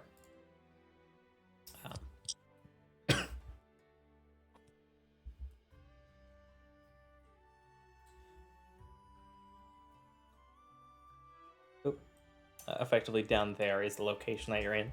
As you hike up part of the edge of these mountainous bluffs, moving through, you find yourself on a path that you recognize some tracks, some the marks of a cart being driven through, of walking, of even some hoof prints in the dirt. As you eventually approach and find yourselves in a small, almost valley, not valley, but this plateau-like crevasse between two jutting up pieces of the mountain. As you pass through, you end up finding yourself where you think the best match is, where the location he seemed to reference when he wrote it on the map. This is effectively as close as the map can get you, as you find yourself in this plateau he described. This open area between two jutting up cavernous sides to the mountain. What would you like to do? While we've been walking, Durand has been looking about to see if there were like any kind of fauna, anything that like critters, stuff like that. And if one does seem to be relatively prevalent here, then he's going to suggest a thicket that maybe thicket scouts in the form of one of these critters. Okay. Make a perception check.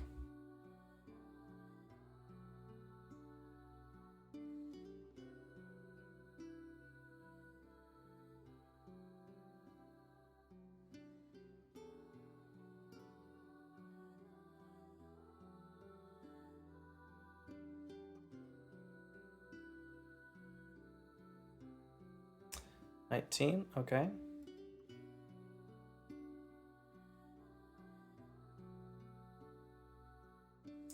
Sorry, I'm checking something on the side.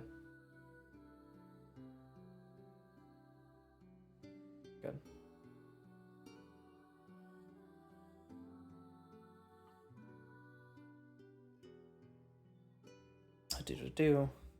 With that, you would be able to pretty easily tell that there aren't a ton of animals. There actually scratch that. There are more animals than you expect. Excuse me. Bless you. More animals than you expect. In particular, small rodents. I don't know exactly what live. I know things live in the desert. Weasels. I don't know, meerkats.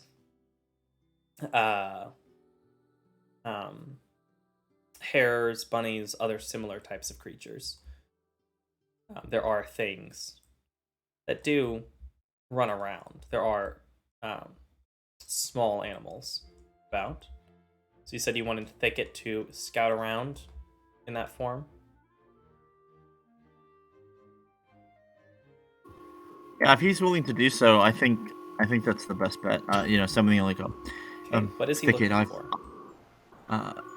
I've noticed, there's enough critters here that you can act as one, and you can find to make sure where the entrance is, and then if we need to, we can find like somewhere else to hide nearby. So if we needed to come out on a run, we could possibly lose them, and perhaps hide out and then rest up if we needed. Is my thought. All right. So, Thicket, if that's what y'all want, Thicket will transform into a small animal, or he mentions, I could just go around like this. I'm pretty sneaky. Can I mean, Thicket also just speak with the animals? Let me see what I have prepared for the day. Yeah, I could do that.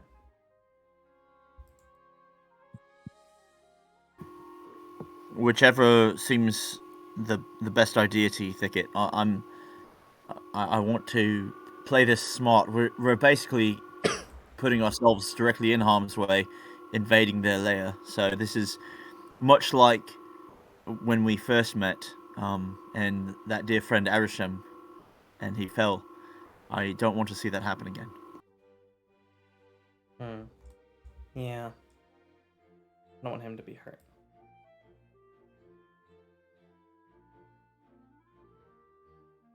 Let's see.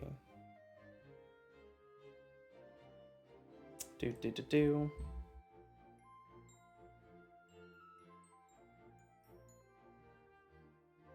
In that case,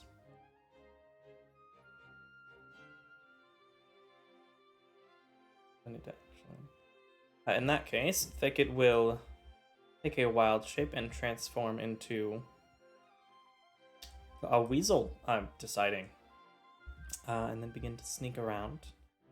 We'll need from Thicket. Let me see if even a weasel exists in the NPCs. Does weasels exist?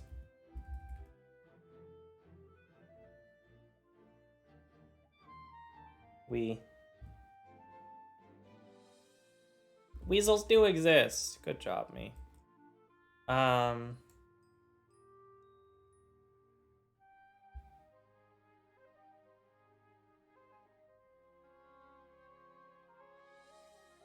The wild-shaped thicket.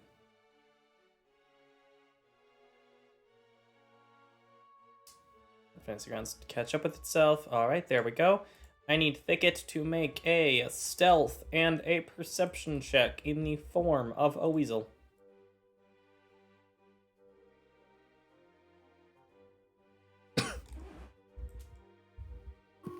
Thankfully, the perception check doesn't change, even if the stealth does. That's gross. Thicket is not particularly stealthy. Running along the sand, moving over things, and basically immediately. Go ahead and make an investigation check as well.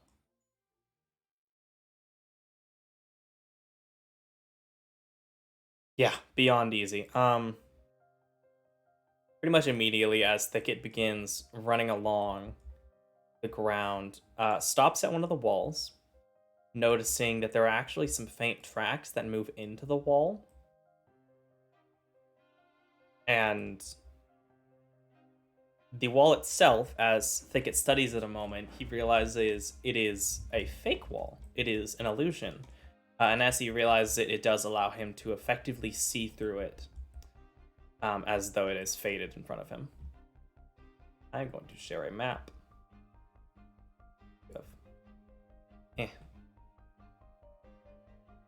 Y'all could even get the name of this map if you really wanted. Come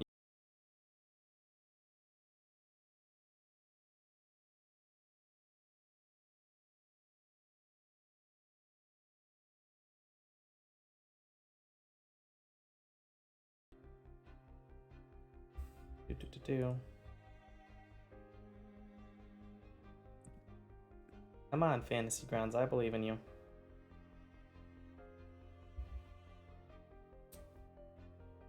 Thicket. Don't believe weasels have dark vision.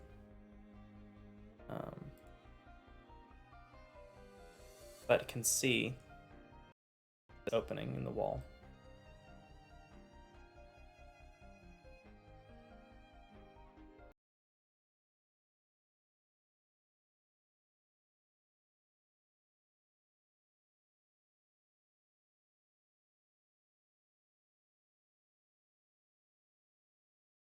Door.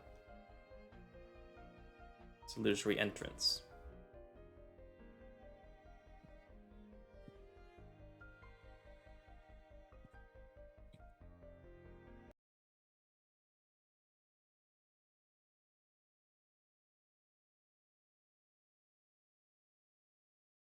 On the combat tracker, and it should open it up. It work? How do I find the combat tracker? It's up in the tools. It's the two swords crossed over each other.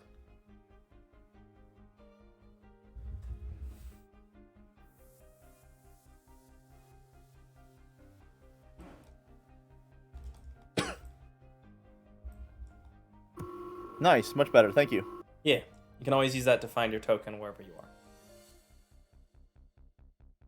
What would Thicket like to Very do? Doug? Jack?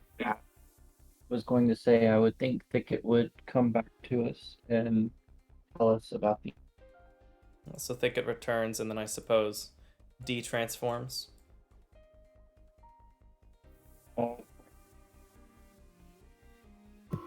Was he able to find a hidey area in case we do have to run out? All he'd found was the entrance so far. Are you looking for a hidey area as in like an alcove that y'all can sleep in, or because you're effectively in a large opening alcove between the rocks here. Though the map doesn't show it, it goes another 30 or 40 feet downward before another wall to the south. Yeah, it'd be something like that. Okay. With that investigation check, you would be able to find it's actually over. It's not on the map, but I do have a note for it. Over toward the west, there is a small alcove that is awesome, out of view and out of the way. Yes. I think it will return to his being, expending that use of wild shape. All right, are we ready? Can we enter? Can we free these hurt and lost people?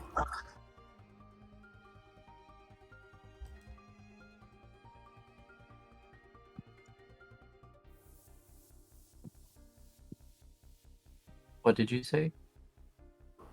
Are we ready? Can we free these hurt and lost people? To save the day, be heroes once more? I'm here, right? You are here. Okay. Trying to remember what voice I did. It was something kind of high like this, I think. But whatever, don't hurt your voice too much.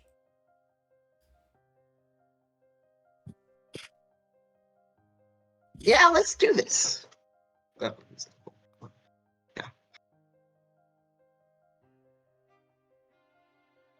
Alright, I will just move you as a group. Or toward the front. You can, with your dark vision, begin to see into the entrance just a little bit.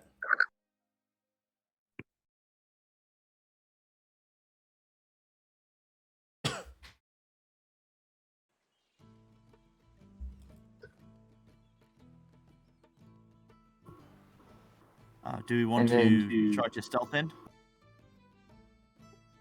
Well, I know the last dungeon, since I don't have night vision, I was kind of stranded with Cedar, who kind of just left me. So I would prefer to be with someone who can make things visible for me. Sorry about that. I also can't see in the dark.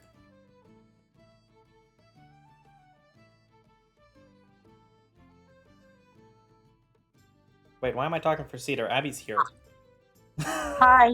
Sorry. Old habit. Old habits. Old habits die hard.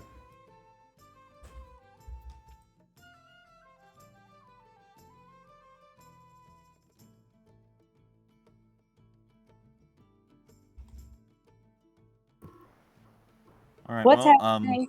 I'm so lost. I mean, I do have a torch and a tinderbox if it comes to it. You are at the entrance of what you believe is the cave. Doug is mentioning that he liked someone who was actually going to stay nearby him to be nearby him with a light so he can see, because last time you kind of ran off without him, leaving him in the dark. Yep.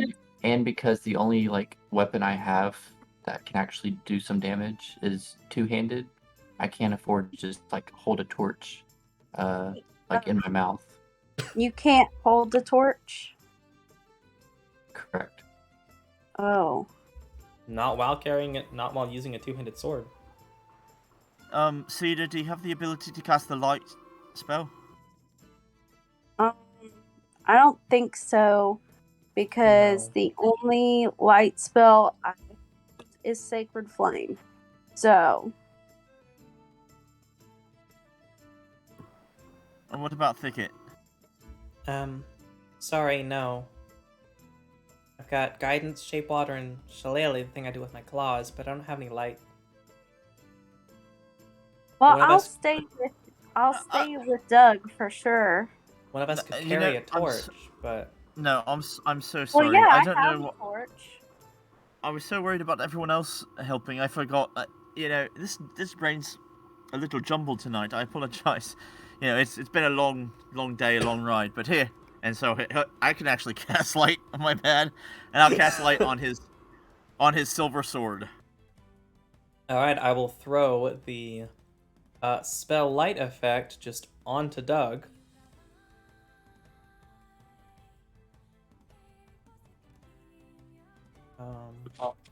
Boom. I don't know why, Now, but I Doug immediately should have a 20-foot radius light coming from him now. I don't For the know why, next but hour. I'm imagining the guy from Sky High that glows. But now the shattered memory is glowing. Yeah, after that moment of me forgetting that I had light, yeah, definitely. And I forget, can light be cast multiple times or only once per caster? Yep, it's dismissed if you cast it again. Alright. With light. Maybe Moretta. I think maybe Moretta was the one who used to cast light for us, and so He I did. didn't ever bother. So that's my only reasoning for why I would have forgotten that. But anyway, I apologize for wasting time. It happens. Alright. You have control of your characters. You're at guess the I'll- entrance, and it is 8:30 p.m. Please, 9:06 p.m. Hmm? I'm just making a joke. Hmm. Do we want to go ahead and go through at night, or do we want to wait till daybreak? I mean, I think it might. It's fine either way. I think regardless, we're gonna have a fight on our hands, and we're basically ready. We might as well try to save even one more soul. I guess in we go. Alright. Is there a way I can carry my torch so I can see things? You could. You could carry your torch. You just wouldn't be able to carry anything in that hand. It's like if you wanted to carry your okay. torch and your shield and not your mace, you could. Yeah. Alright, stepping into the room. And if you're carrying your torch, I will go ahead and throw a torch effect onto you, so you have light as well. So we're also considered a light source. Torch, Sadar. Dude. Go ahead and like being able to preview what y'all see. Stepping into the front of this area, stepping into this dimly lit room, just barely illuminated by the refraction of light from the outside from your light and torch. You see a room full of various crates, barrels, and bags. Some are open, revealing leathers, handles, and other various goods. Boxes are not uniform in design, and are stamped, burned, or otherwise marked with indications of companies completely unrelated to each other. to the north and east are simple wooden doors. And you hear a thud and see two gaunt humanoid figures covered in unkempt brown fur in the northwest side of the room, hunched over a crate, pulling out toys and tossing them to the side. As you enter with the light, they will turn toward you. As you see two more jackal wares that are in the room. Yeah. Surprise or initiative? I think initiative. I guess. Yeah, each of you can roll initiative. Go ahead. I will roll NPC initiatives. Because they're going to attack. I assume y'all are going to attack, but they're going to attack.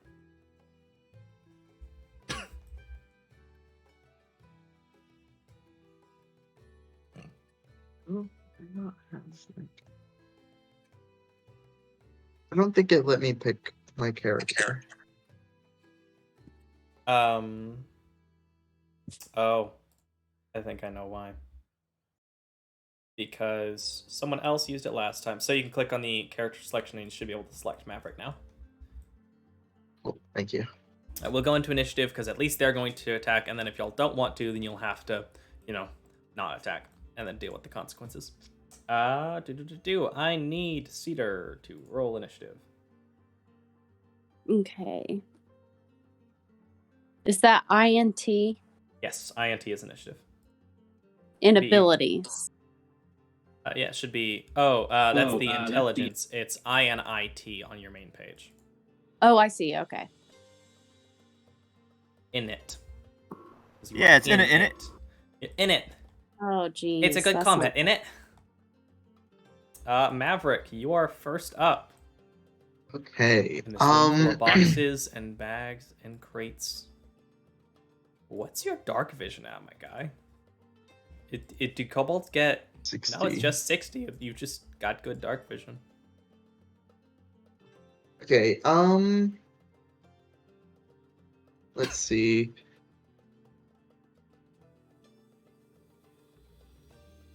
What is this? Okay, I'm trying to remember what some of my stuff does. That's fair. Because it has been a while. I also need to hide Bob again, because I accidentally undid all the NPCs, or all the hidden people, and that included Bob. But Bob's not allowed to be seen. Bob is here to be heard and not seen, and used but not cared for. Okay. Bob the So test I dummy. have It's a failure. 30 feet of movement, right? 30 feet of movement. Yes, you should. Probably. I don't know. Kobolds get 25. I think they get 30. 30. Your speed is 30 feet. Yep, you have 30 feet of movement. And I'm gonna go over here. Oh, Sorry, my bad. I'm Right, gonna That was it. Alt Go is like- how I can do it. Cool. I'm gonna move up here, I think. That's 25 feet of movement. How can I Right. draw a square? Let's see. Should be shift and left and right click at the same time. Oh, wait, is that me trying to move? No. Okay. Shift and right click. No, for some reason, Cedar is trying to move 1,200 meters. I'm not trying to move at all.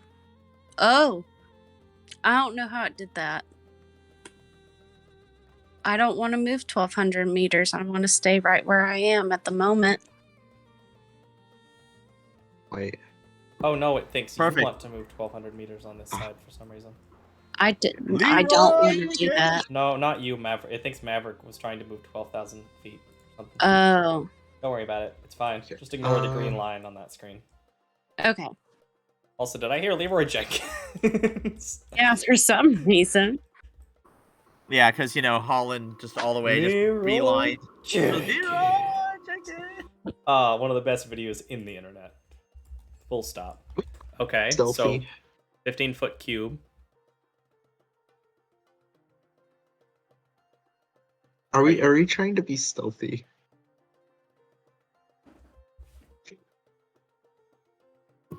Nah, man, shout for 300 feet. Tell them all we're here.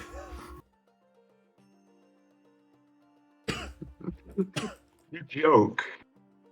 They will hear you if you cast Thunderwave. I will not cast Thunderwave. Hold on. Let me rethink my entire turn. Okay, just as long Yeah, as you're maybe aware, you if you can- cast Thunderwave, basically everything on this map will hear you. Yeah. Yeah, everything on this map will hear you. And at least 2 of them are not friendly. At least 2.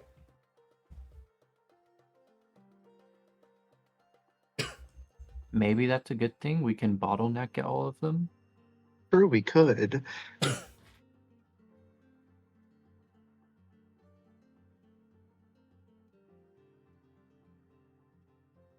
Where? Okay, is there a door over on this side on the right? Yes, What do there I- is a door over here to the... Okay. you can draw a line using left and right click at the same time. There is a door there, a set of double And a doors. door There up is here. also a door up there, yes. Okay. Yeah.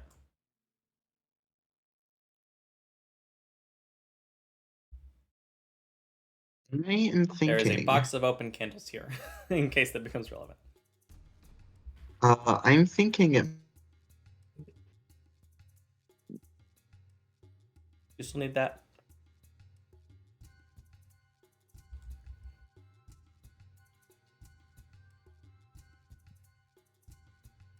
What you gonna do?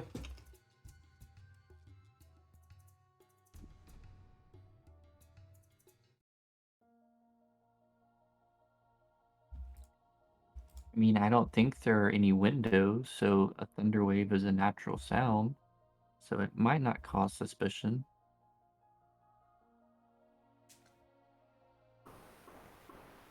It's a game, you know. I mean, have fun. If you want, if you wanna would cast do Thunderwave, that, cast you should Thunderwave. do that.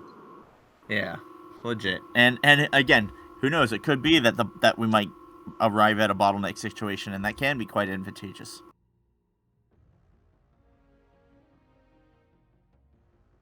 Would you like to do, Maverick?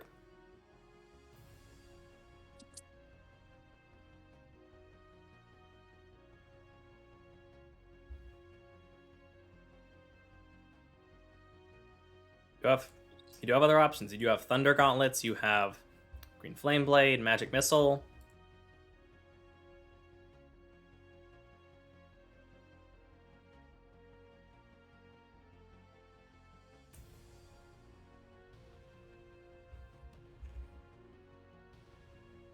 What you thinking?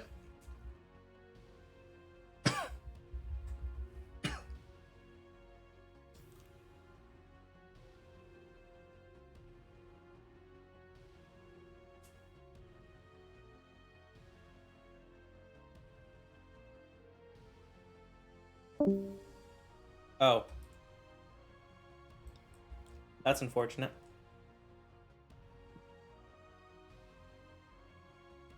Oh, can any of y'all hear me right now? I can. I can. Okay, cool. I just want to make sure Same. I wasn't unable to hear you or something in case y'all were all talking. I think he got disconnected. Yeah, it might have been his internet. We'll be back in a second, I'm sure.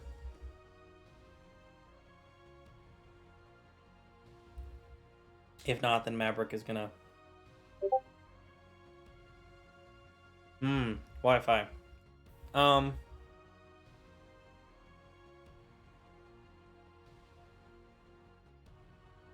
that case...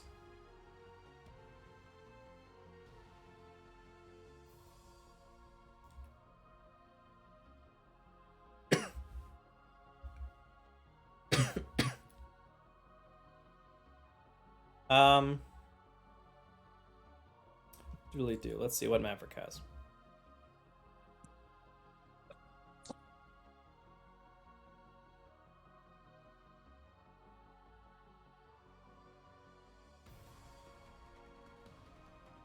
I'm gonna expend no resources. I'm gonna move him back to here where he was.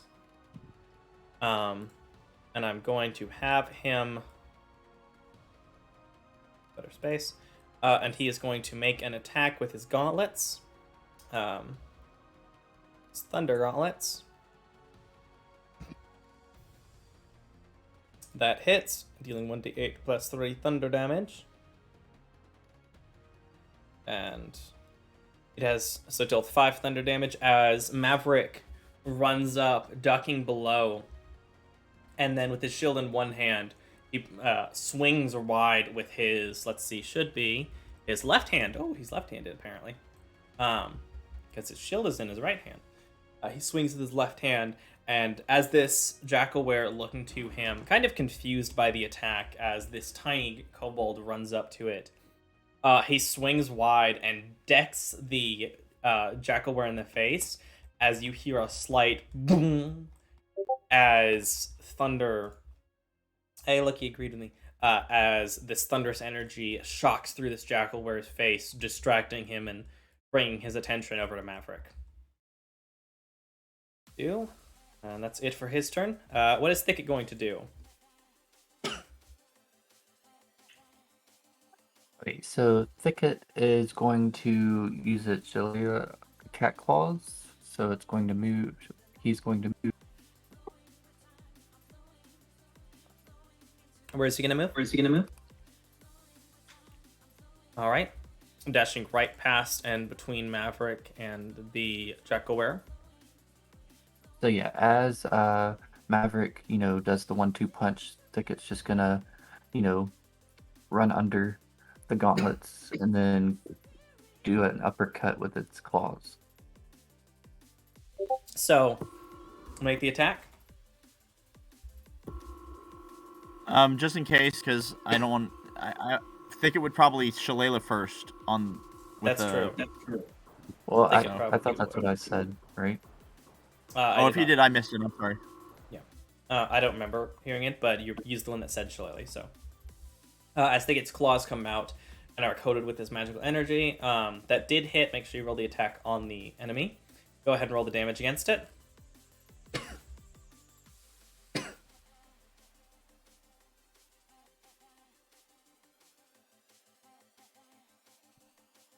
All right.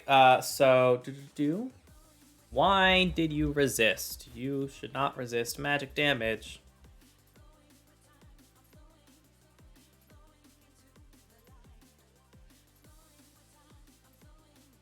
Well, time to make sure everything processes correctly. Let's try that again.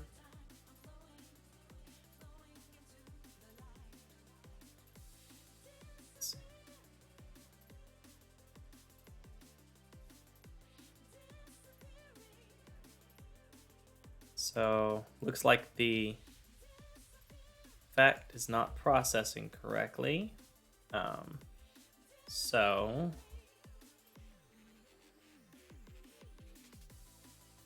we'll add a separate version of the effect. Actually, it should be immune. Bludgeoning, piercing, slashing, magic, silver. Okay, go ahead and roll the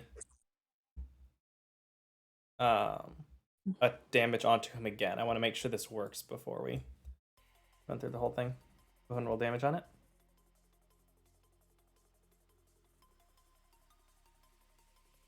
There we go. Okay, and now, just to make sure, I would like Doug to attempt to roll damage with the chain whip onto that same one.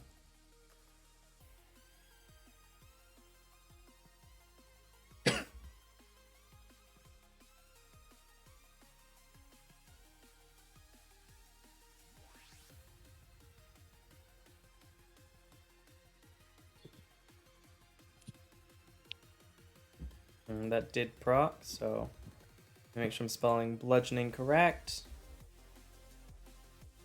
Bludgeoning, piercing, slashing, magic, and silver.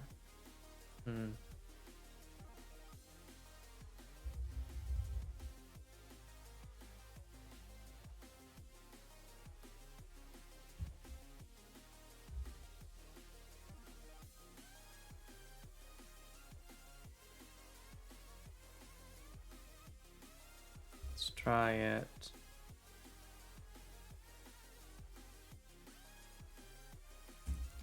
This way, maybe? Maybe consider some different effects.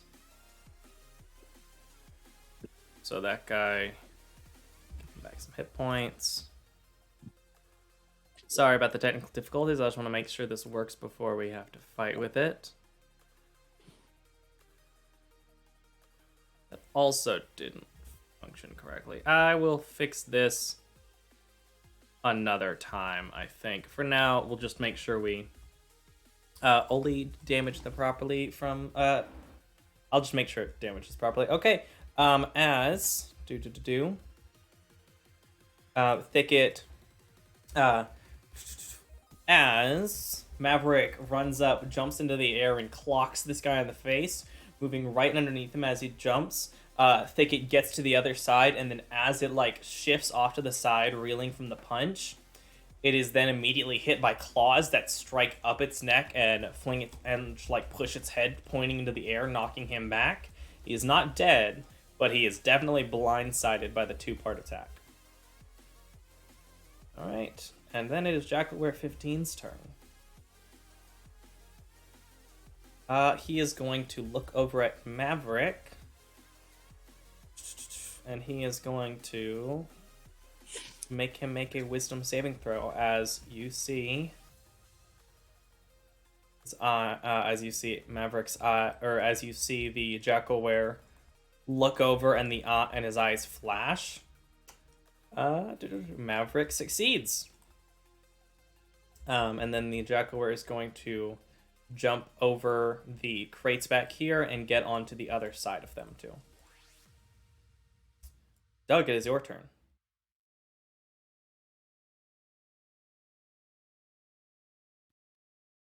Okay, so Doug is going to charge forward.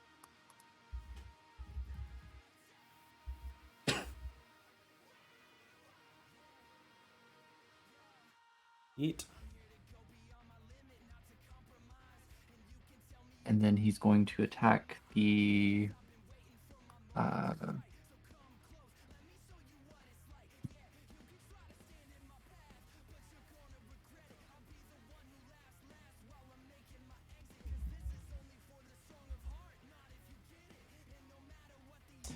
That hits. Go ahead and roll damage.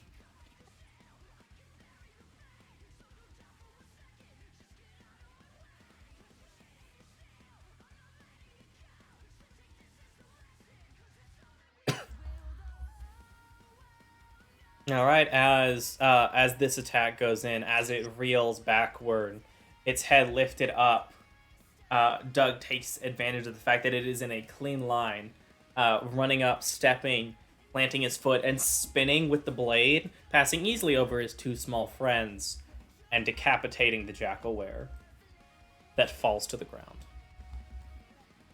That one is dead. It's super dead. Actually. And then Nice job. And then as a bonus action, I'm going to manifest an echo. All right, where are you manifesting? Oh, I guess you have to do it. You can't. Yeah, where are you putting it? Yeah, we'll move it 15 feet from me towards the western door. So there? Or... Right. Like, point me a line to where you want it to go. Which you can do by left and right click at the same time and dragging. You can create a pointer.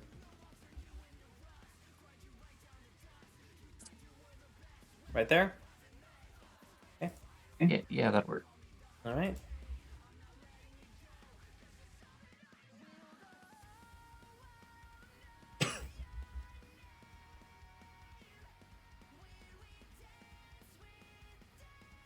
All right, that is Doug. Garand.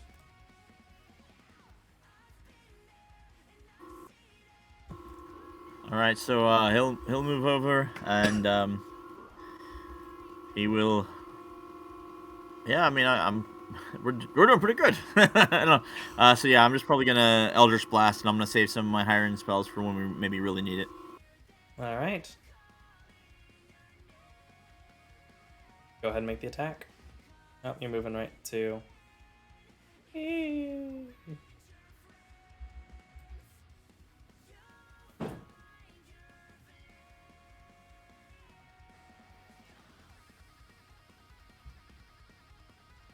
Go ahead and make the attack against Jackalware 15.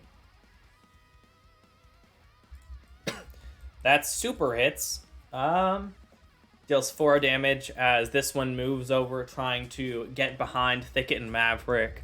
It's blasted in his shoulder with this force energy. Cedar, what would you like to do? I'm gonna move up. Okay.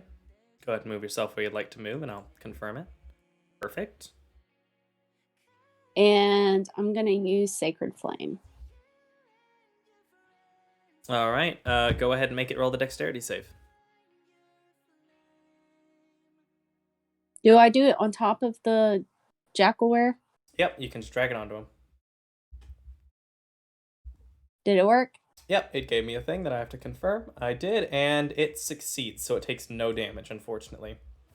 As you move up to it, and this blast of radiant energy comes out of you as you manipulate the flame on your torch to burst out toward it, it does manage to step off to the side and duck underneath, just narrowly dodging the effect.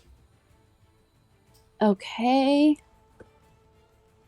Anything else you're doing? Can I use my spiritual weapon? Bonus action spiritual weapon, if you'd like to. Okay. Okay, let me grab that asset too. Are you placing it above him then? Yes.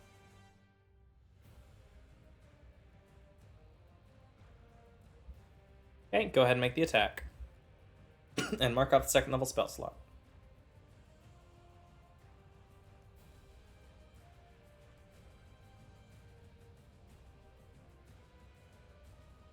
That super hits. Awesome.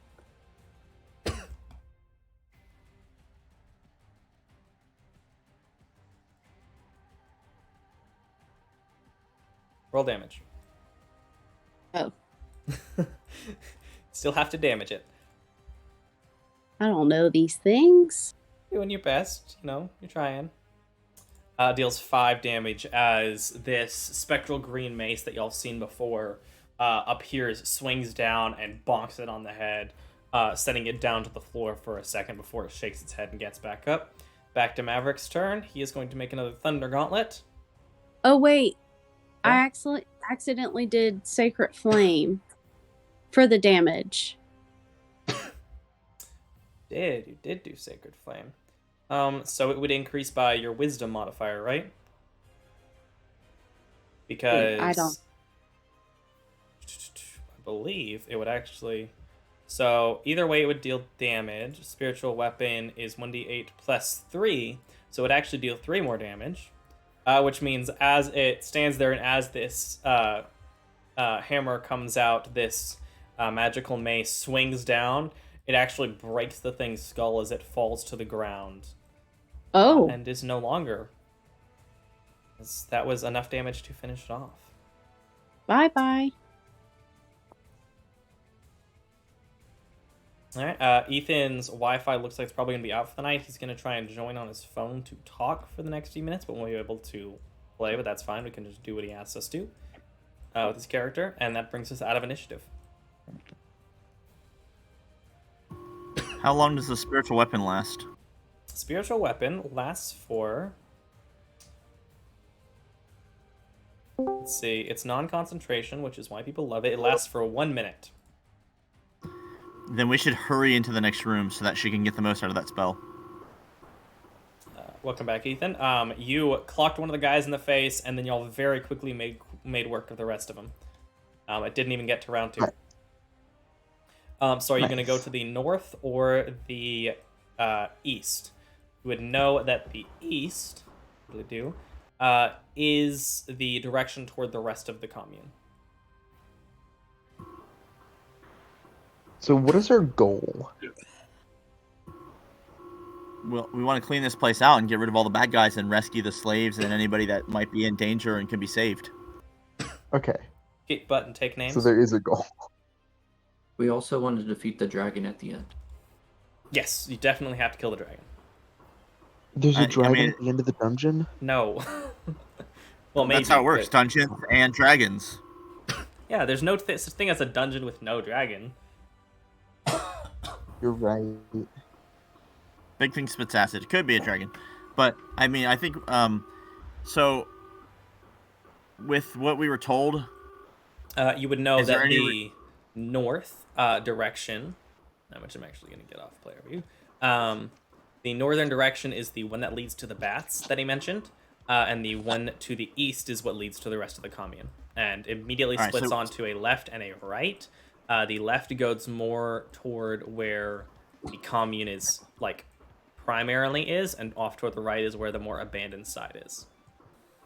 all right, I think we do the abandoned side after. So we'll go through the door and then go left. We want to try to go as fast as we can, so that Cedar can have some more rounds with her mace. All right. Okay. We will mark off. I might as well put a timer, duration timer on Cedar. Doodly do. Let me go ahead and this D and up there first. I'm gonna stop Cedar right there. Oops, Moving sorry. through the hallway. You're good. You're good. You're just trying to play the game well. I believe in you. You're doing great. Doing great. Doodly do. Duration of it's 10 rounds. That took 1, and then opening the door we'll say it takes another. So you have 8 rounds left. All right. Of effectively being an initiative.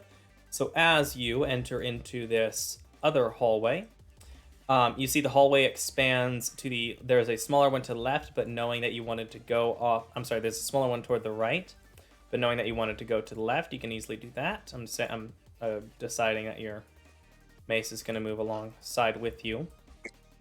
The echo, I assume you're going to just bring with you as well, as long as you have it. Yeah, we're gonna walk in a synchronized fashion. Nice. As you enter this longer hall, you see this long sandstone hall is flanked by carvings of angelic warriors battling against humongous, massive grim and demonic figures. As you look closer, glancing at the walls and paying just slightly more attention, you see that the face of each angelic figure has been smashed, with the stone chipped away. You hear pads of footsteps coming down the hall.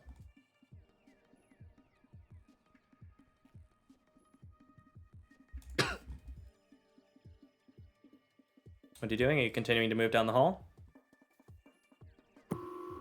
Yeah, I mean, we want to maximize her spell because it's useful, it's helpful, and you know, All again, right, if we can then- try to surprise them by like overwhelming them, we might be more successful. All right, in that case, we're going to go ahead and re-enter initiative properly. I'd like you all to go ahead and re-roll your initiatives.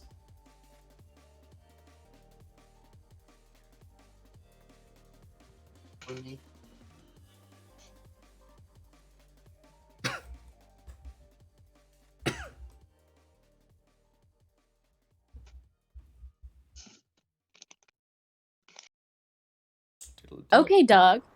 Ooh, doggy. Nice job, Doug, getting that nat 20.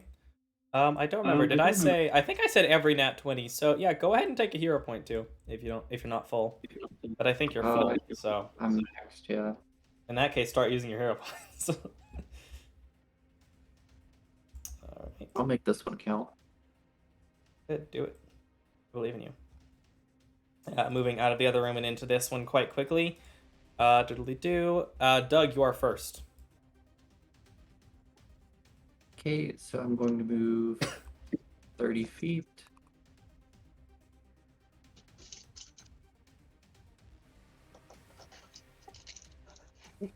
What is this?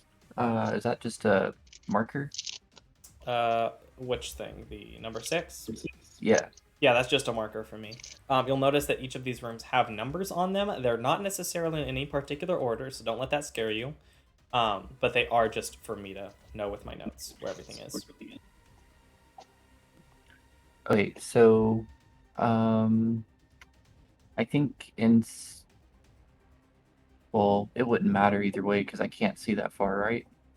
Yeah, you cannot see any further than what you're currently seeing. Then never mind. I'm just gonna move my Move your echo closer. Okay, are you gonna ready any attacks or anything? yes, I'm gonna hold my action What to do what? to retaliate, to attack.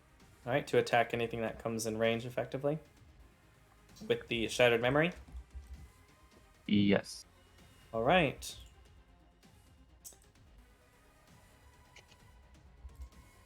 What can you do? This. I think you need another Maverick roll also for initiative. Oh, you're right, we do. Maverick done been gotten nuked by the internet. How's it feeling over there on the internet nuke Yep. side? Maverick stayed in the same spot. Yeah. Feeling like you got nuked by the internet? I do feel like I've been nuked by the internet. Oh, dang. Alright, so, doodle-doo, let me make sure I understand. Okay, there's going to be an attack made at Doug. The attack is going to miss as you don't see what comes, but you hear a twang. Somewhat familiar as you've heard it yourself hundreds, if not thousands of times, as you quickly move off to the side, just shifting your head out of the way, as an arrow flies past you and slams into the wall past Cedar. And then they're going to add that miss. They're going to add a 1d10 to this next one. And they're going to make another attack against Doug, whatever this thing in the darkness is. This one does hit, and as this arrow flies into you, you pull up your aura, managing to shift it out of the way, reacting to this one slightly slower, taking 7 points of damage, as this arrow cuts through your aura and flies past you into the wall, deflecting off of you. That is its turn. It is going to stay put. Maverick, it is your turn. What would you like to do? You're at the back end of a hallway. The hallway is very long. You actually can't see to the end of it. Y'all can see about 80 feet down the hallway at this point, and an arrow just came from the other side. Well, I'm gonna use all of my movement to head towards where the arrow came from. Okay. So just 30 feet? Or are you gonna dash? Yeah, 30 feet. Okay. I'm gonna just... can I see it yet? No, you cannot see whatever shot the arrow. Okay. Do I have my aura yet?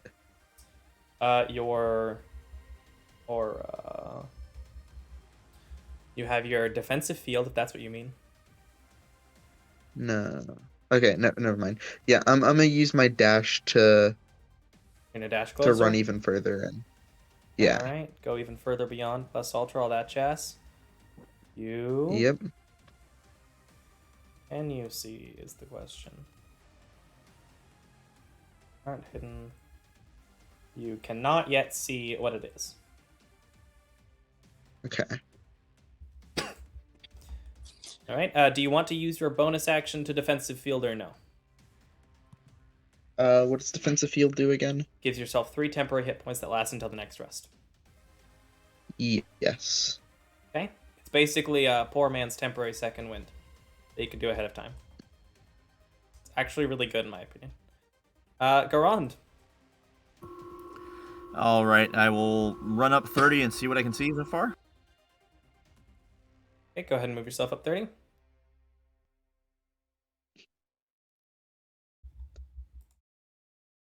You can't see any individuals yet.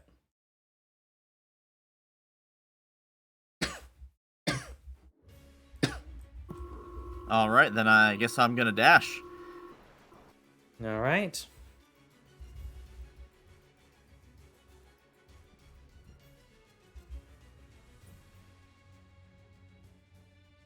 All right. So Garon can see them. I believe both of them. So they should, at least the first one should reveal.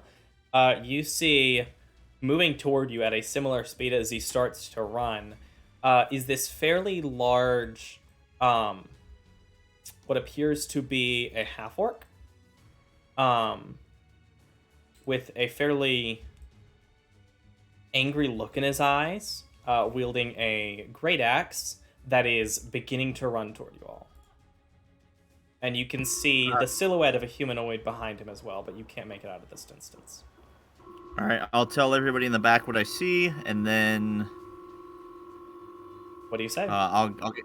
Okay, so there's at least one more behind him, but there's a rather bloodthirsty orc coming our way. I'm not sure if we can rescue him from his stupor or if he's actually just part of their group.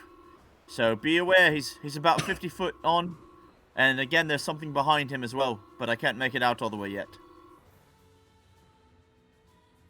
He, at the end of your turn, the unidentified creature, is going to, let's see, 30 feet, and he is going to go ahead and dash as well, getting right up in the middle of you two as he moves past you and moves to swing his great axe toward Garand, the man in front. Cedar, what would you like to do? As you can make out, I believe you can make out. Dude. I don't want to make out with anybody. You can see the creature, but it is in dim light. So you can't see him well, but you can see this guy.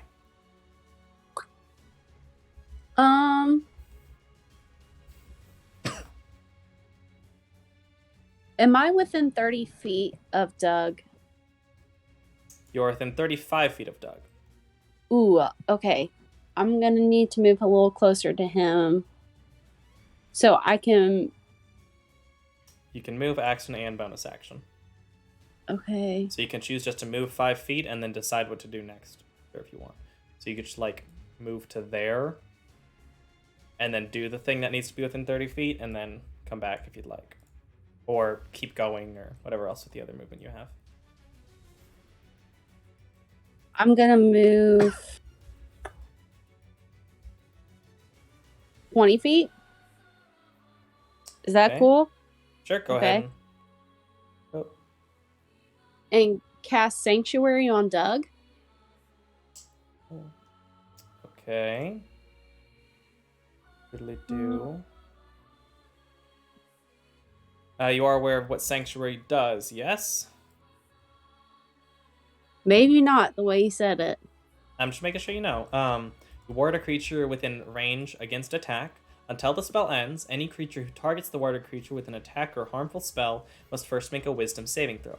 On a failed save, the creature must choose a new target or lose the attack or spell. The spell doesn't protect the warded creature from area effects, such as the explosion of a fireball. If the warded creature makes an attack or casts a spell that affects an enemy creature, the spell ends.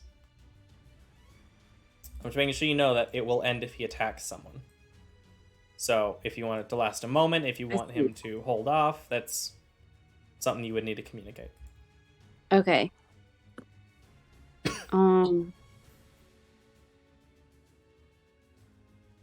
Let me look at something else.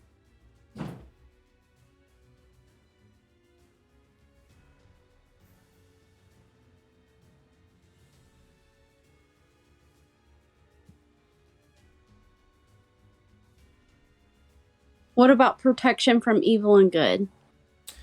Protection from evil and good gives a lot of bonuses against demons, celestials, and elementals in particular. These are humanoids and would not be affected. Okay, I see.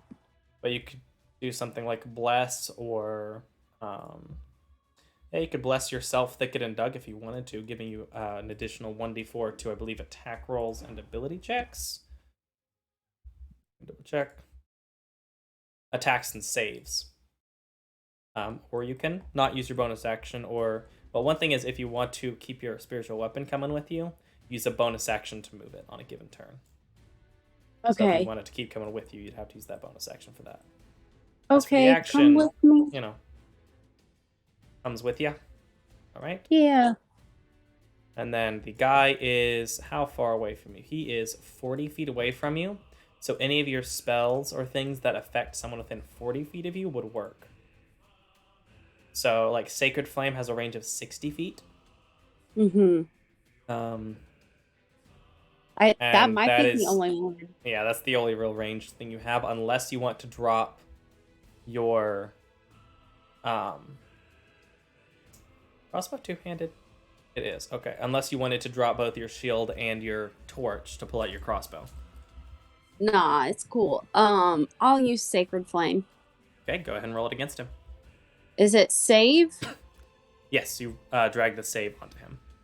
Okay. He succeeds, unfortunately. Okay. And Kind of expect that. it's okay. He rolled really well. It is Thicket's turn. What is Thicket going to do, Jack? Thicket is going to run up 30 feet first. Makes sense. That is the operative thing to do when you're in a very long hallway. Specifically, this hallway is exactly 160 feet long. Okay, I think it moved up, and what is he then going to do? Thicket will then And he would not have to recast Shillelagh because it is still going on his claws, just in case that comes up. correct. So Thicket can dash for its bonus action, right? So let's see. Thicket's thing, which is feline agility. When you move on your turn in combat, you can double your speed until the end of the turn. And then once you use this trait, you can't use it again until you move 0 feet on one of your turns. So you could just decide that you're going to use it and then move another 30 feet. It wouldn't take your bonus action or action. You can just do it. Okay, then let's do that. Right? Moving right up next to him, I assume. All right, Correct. dashing up. And then I assume claws. Correct. When in doubt, Excuse stat me. bless you. When in doubt, claw their eyeballs out, right? That's the saying.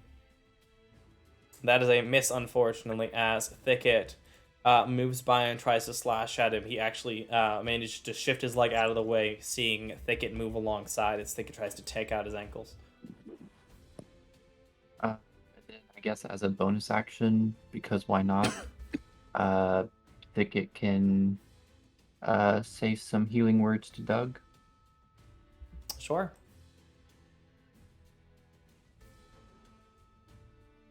Yeah, go ahead and expend the spell slot and drag the 1d4 plus 5.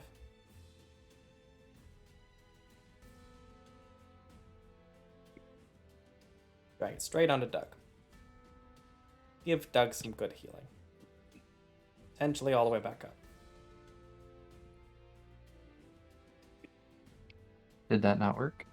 Didn't see anything roll.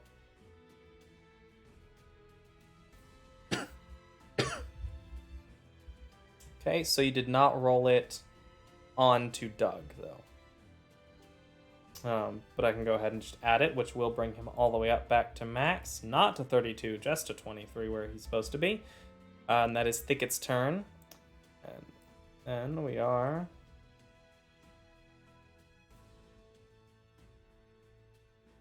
going all the way up to Doug again. Okay, Doug is just going to charge up 30.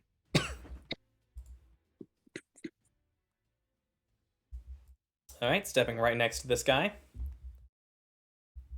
And is just going to hammer away with the shattered memories. Alright, go ahead and make the attack. It would help if I was on Doug's and not Thicket's. That would help, and just so you know, you can use the heavy effect, which allows you to do heavy. You have heavy. Sweeping doesn't come into play here. You do have slicing, though, to deal additional necrotic if you'd like. That does hit. Let me check something real quick, because I would like to see what it takes for slicing. So... you did roll 5 higher than his AC, or more than 5 higher. So go ahead and, since the damage type won't matter that much, go ahead and just put your proficiency modifier, so +2, into the modifier window, and then roll damage. And this is a Jackalware, correct? This is not. This is a half orc. Oh, in that case, I might want to do a hero point to add more damage. Hero points cannot be added to damage. They're added to attack rolls, ability checks, and saving throws. Basically, Okay. D20 rolls. Sorry, fam. But you'd already get an extra +2 to the damage, which I don't believe you added, but we'll add it as well. So did do it, and another 2.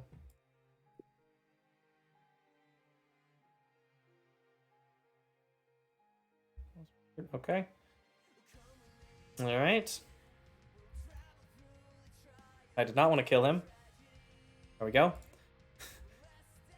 All right. You, as you run past, swing the sword, and as he's pulling his great axe around toward Garon, you actually slice along part of his back. That you can see there are elements of a manifested aura, but they're very haphazard. It's not like he spent any time training his aura, but he does have one that he's projecting, pushing the blade off just a little bit.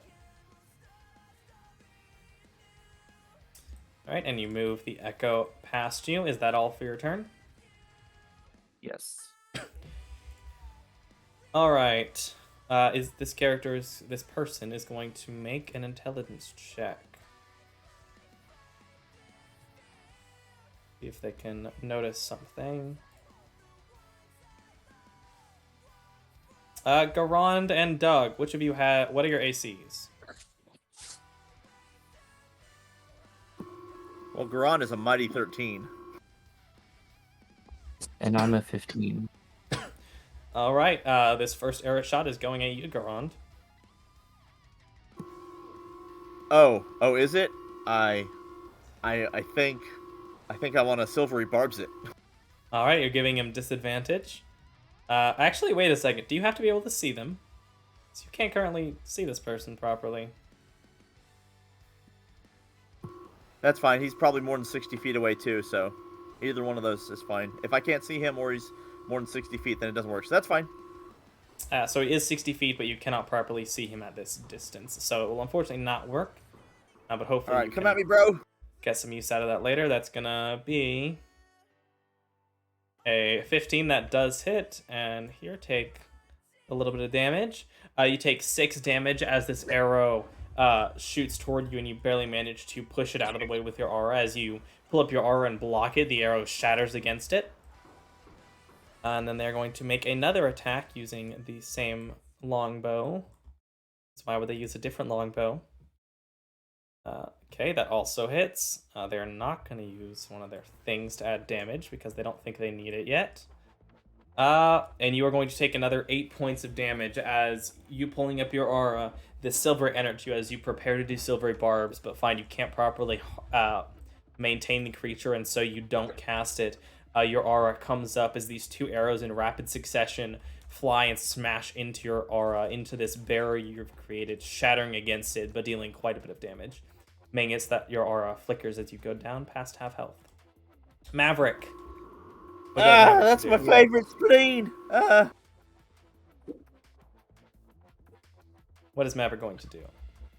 Gonna go after the guy with the axe, or move forward against the archer? Wait, so who was the second one? There is some kind of archer out of sight that y'all can't see that has a bow that they've been taking pot shots at y'all from. Mm-hmm. Well, I am going to move up to release the guy with the axe. Alright, so you are actually like just 5 feet away. Well, let's see. 10 feet away. Stepping around Doug, you can move up to him. Yeah. I want to hit this man. Alright, with the Thunder Gauntlet. Yes. Alright. defensive field is already active. Thunder Gauntlet. Can you strike? Unfortunately, it misses as you move behind him and swing toward him. He is continuing along, swinging his axe as he's making a very wide sweep coming back around toward Garand. You try to swing, but unfortunately, he shifts out of the way at the last moment. Okay. Let's see. Our magical strength isn't important here. I don't see any bonus actions you could use, unfortunately. All right. I don't know why I turned off the combat tracker on my side. Garand, what would you like to do? With all of us surrounding the orc right now, would I have advantage if I were to dagger attack him? You would not. Okay. And I can't see. But he did seem to be fairly easy to hit. He's not protected by any sort of armor. Yeah. And you said I can't see the one guy to target him with like an Eldritch Blast, right?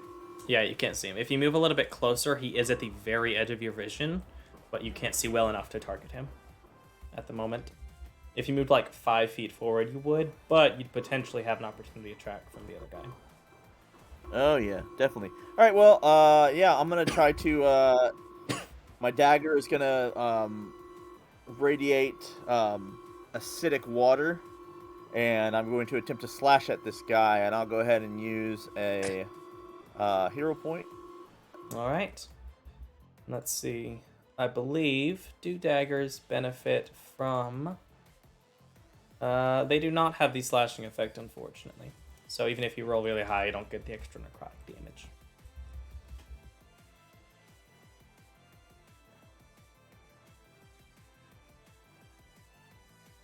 That hits.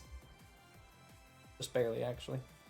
You deal 6 acid damage as this creature, as he steps away from Maverick, you actually reach out your hand and stab into him, cutting in through, just barely touching his shoulder, piercing through part of his aura, and actually managing to burn him a little bit. As he does have an aura he's relying on. Is there anything else you'd like to do? Yeah, I'm gonna use both of my healing light on myself. Valid.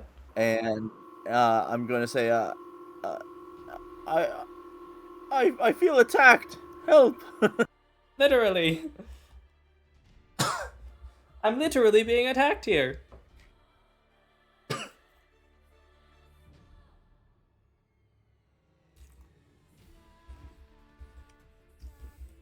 Oof. You know, you do what I you expect can. nothing less. Alright, but I'm done. Alright. It is the unidentified creature. Let me see. Just need to double check.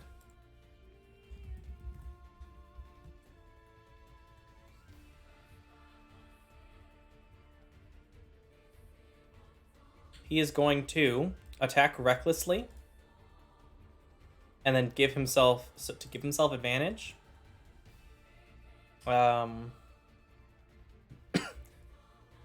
And he is going to also make it a heavy attack, so he is going to remove his proficiency bonus from the attack to increase the damage by his proficiency bonus. And let's see, let's roll a... let's see, who dealt the most damage to him? That would be Doug dealt the most damage, as he is going to turn his axe and swing toward Doug. Can I use a hero point for the saving throw or AC? You cannot use hero point for AC, no, unfortunately.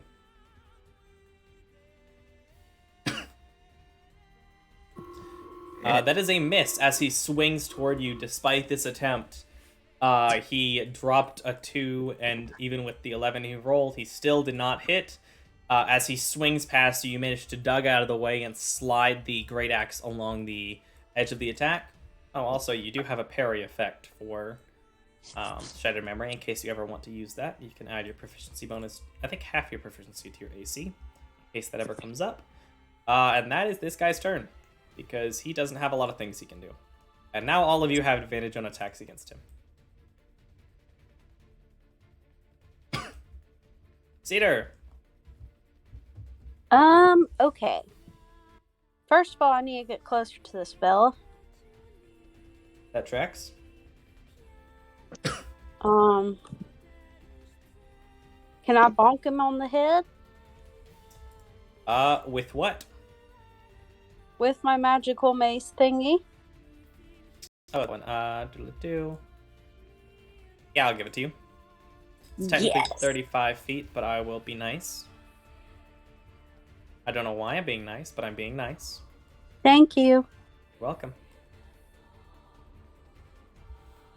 Go ahead and make the spiritual weapon attack as you use your bonus action to move it up and attack this guy.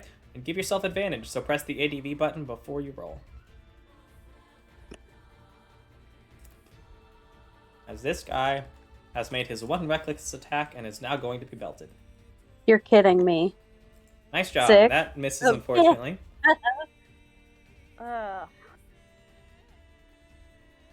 You could attack him with the torch. It would deal 1 fire damage if you hit. Well, okay. How do I do that? Since it's a improvised weapon, you do not have proficiency, so just go ahead and make a strength check with advantage. With advantage. So Yep. I press advantage again, right? Yep. Because he used a reckless thing, which means all attacks against him have gotten advantage. That does hit, so I'm just going to go ahead and deal 1 damage to him as you reach out with the and try to push the words in my mouth. You try to push the torch into him, burning part of the aura, but not properly affecting him, dealing 1 damage. Thicket. So yeah, Thicket's just gonna continue to claw at this guy.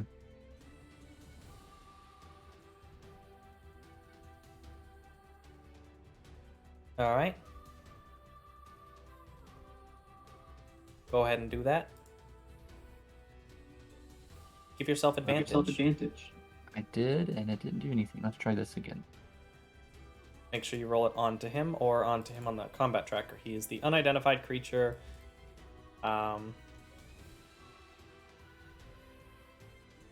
That is a super hit, so go ahead and also add the slicing effect under Cat's Claws. That'll add additional necrotic damage.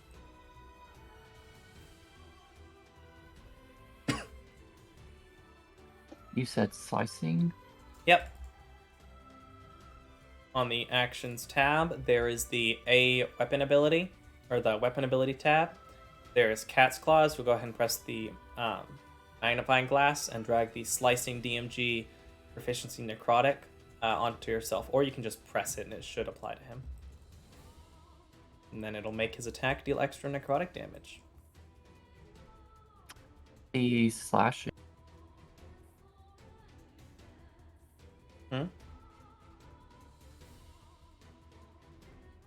What was that? It says slicing?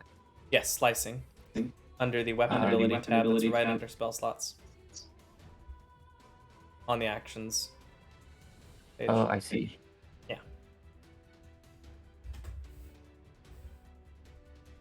So you did more than 5 over his AC, which means you also get the slicing effect. That's Claws get.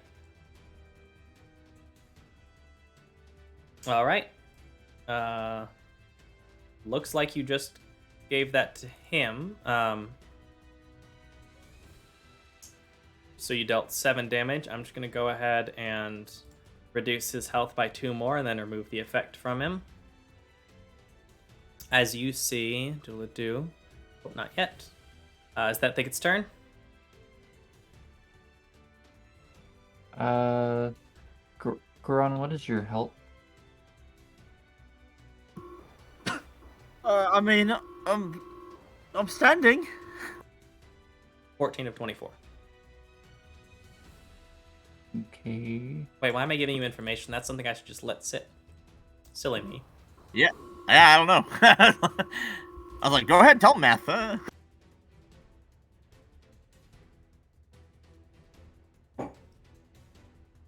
You saw his aura flicker, which typically means they drop below half hit points.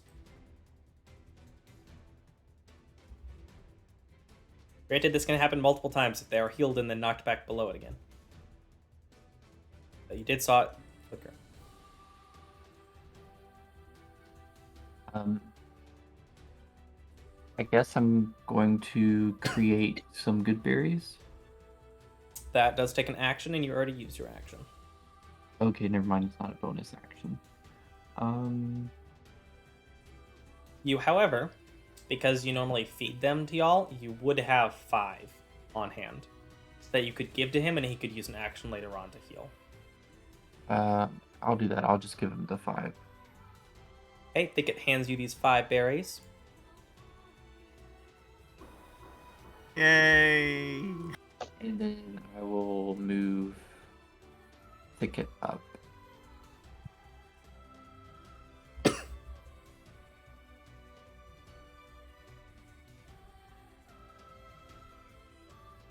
Trying to move Thicket up there. Okay, this guy will take an attack of opportunity, and you would only be able to make it 25 feet because you're moving through people, so that first square moving through your friends would be at half speed. He's going to make a reaction attack. And roll a nat 1, automatically missing as he swings down his axe, cracking into the sandstone a little bit as Thicket dashes past. And Thicket can now see this, what you make out to be a fairly young, relatively speaking, looks fairly young, elven man that is dressed in hunter's garb. Some light leathers and things, and holding a longbow.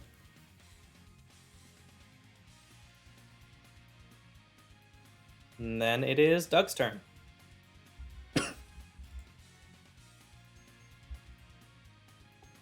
Does Doug sense that this guy is like almost worn out? You have not seen his aura flicker yet.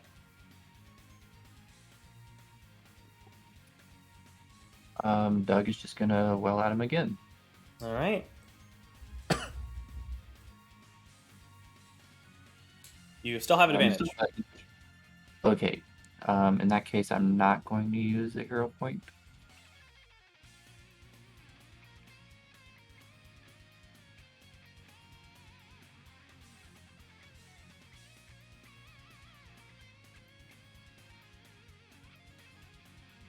That just barely hits.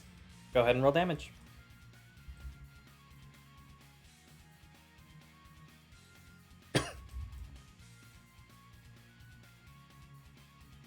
Oh, max damage. All right. As you swing down your sword, cutting toward him as he's trying to pull his axe out from the ground, he pulls up his hand to try and like block his face as the sword slams into his aura, and you see it flicker, and cracks seem to form in the aura where you strike before it disappears and becomes transparent again, as he pulls the axe out from the ground. As you did this massive strike against him. Okay, can I use my action surge to do it again? Go for it. Action surge. Still advantage. Yeah. Why not? I'll just use a hero point this time, just to make sure it hits.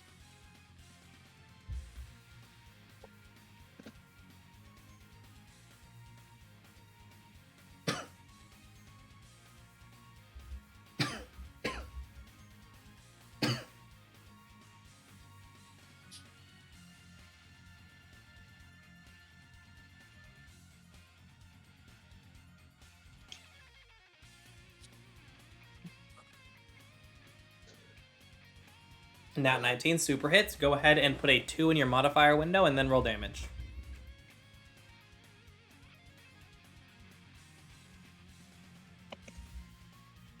To account for the extra proficiency necrotic that you're dealing. Nice.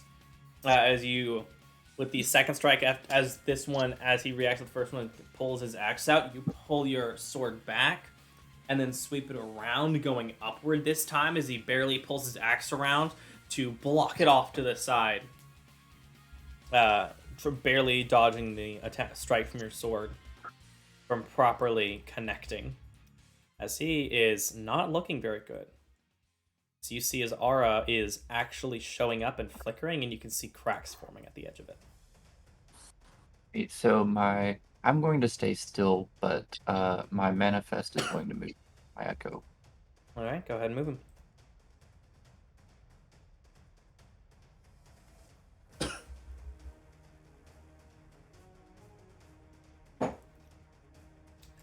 As the echo, this glowing orange version of you moves over and just like floats past Thicket. The unidentified creature is going to attack the echo as the closest thing approaching, and it's also kind of creepy. As the archer is going to attack.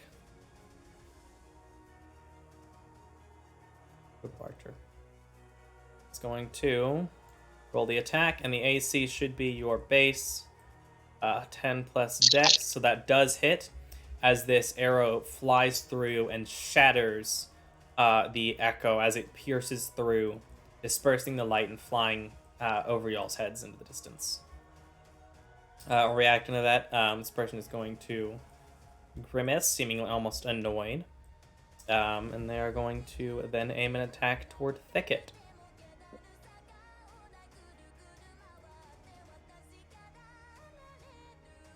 And miss.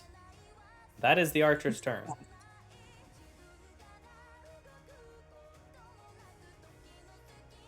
Maverick, as the archer is going to take a few steps back.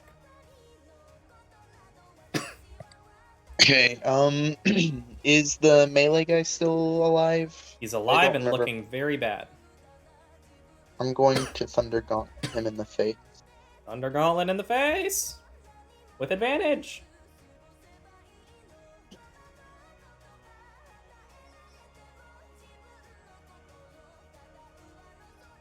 That super hits, and Thunder Gauntlet damage. You deal 5 damage to him as you bring up your Thunder Gauntlets as the crackle of energy as you strike into his side and actually breaking past his aura as a burst of thunder rings against his side. You think you actually hear a couple bones break. He's looking very, very bad.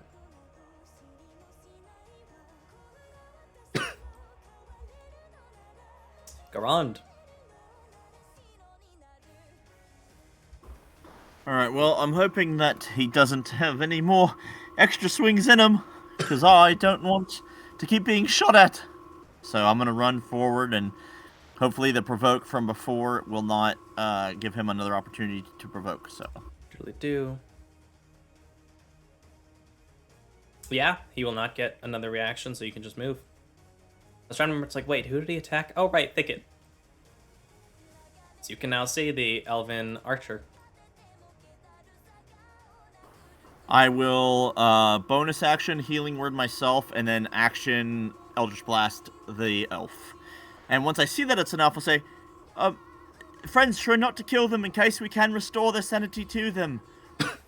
Typically, elves and half-orcs don't work together like this.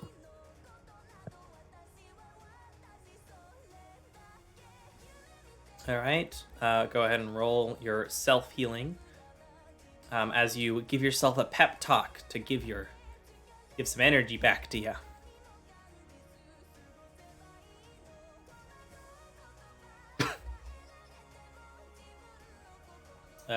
Alright, nice. Some extra hit points. Bring you closer to high. And make your Eldritch Blast attacking against the Archer. That's a nat 20. Go ahead and deal your double damage. And take a hero point.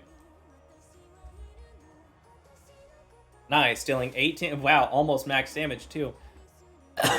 As what y'all have seen plenty of times now, the bolt of this lightning-like force energy goes out, and this archer manages to pull up their arm, and you see their own aura, this more brown-colored aura, as opposed to the guy with the axe is more green-colored. Their brown-colored aura disperses the effect, but does seem to take a bit of damage from it. AKA, you dealt damage, but they're a human with a soul, so they don't take it as immediately to themselves. AKA, it's harder to maim people in this universe. Right on. Yeah, essentially is the long and short of that. And this guy is going to feel real bad. I'm going to make an intelligence check to see if he even properly understands the effect of Maverick's gauntlets. You get a 12 or higher. He does not understand the effect of Maverick's Gauntlet, so he's going to attack Doug recklessly, which is going to balance out the disadvantage he has from Maverick's Gauntlets that give him disadvantage on attacking creatures other than Maverick, and it's going to give himself advantage to make it a straight roll against Doug. Which is going to hit and deal 10 damage, as from where he manages to pull his axe to the side and block your sword out of the way, he then swings through with that strike and actually seems to cut across where your chest would be, but as your orange aura appears and actually blocks the strike off as it glances off the aura, I believe does make your aura flicker as you are now below half health. And that is his turn because he can't do much. Cedar. Let's see. Okay, so the unidentified creature is still alive. Yes. The melee and the ranged one. Okay.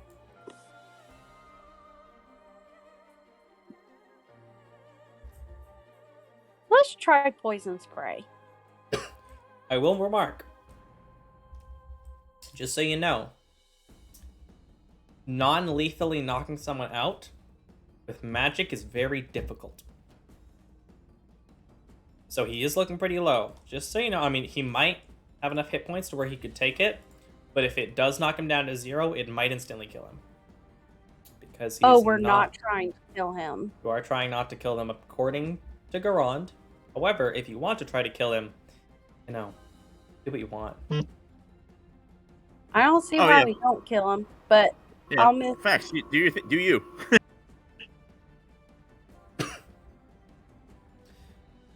Fun fact, because you have the shield and the torch, it does occur to me, you actually might be able to use your ram attack that you don't use very often. Because you do have it, the horns, and they don't require a hand. Wait, Garand, why didn't you want to kill him? If we can restore their sanity, they might be under some sort of compulsion. So if we can rescue them, then that can be a great boon to the city. Are you not worried about them all ganging up on us? I mean, I think we could tie them up. I don't know. I don't know what it. I want to try. I want to try to help them. If not, again. Okay. I'll move forward then. As much as I can. Where do I stop? At 30 feet. Oh, 30 feet. Okay. You cannot move through an enemy, so you'd have to move around to the side. Ooh. Okay. You could go like here and then up, which I believe, can you... Okay. So it'd be 5 feet to the side and then 25 feet forward. Yeah, pretty much. Okay. Gotcha. Okay, let's do that.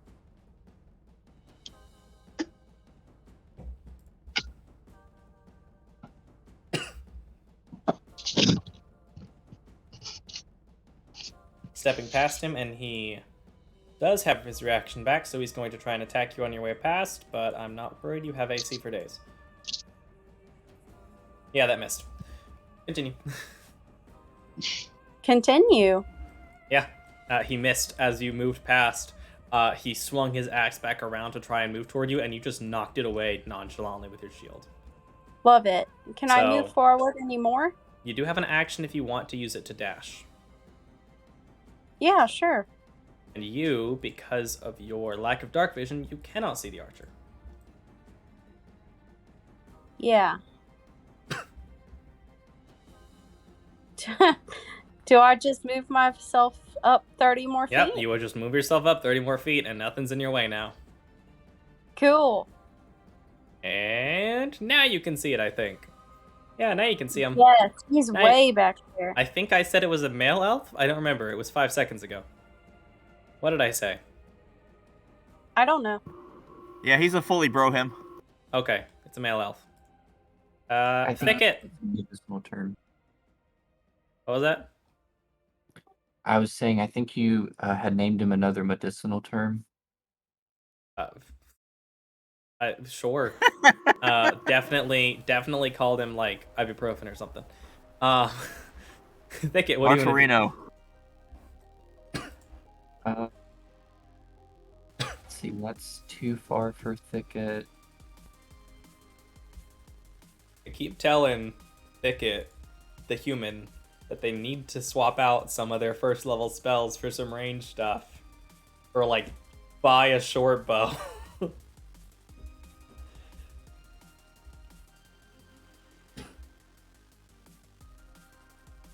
If things are more than 10 feet away, Thicket just can't touch them. What would you like Thicket? Thicket is going to run up 30.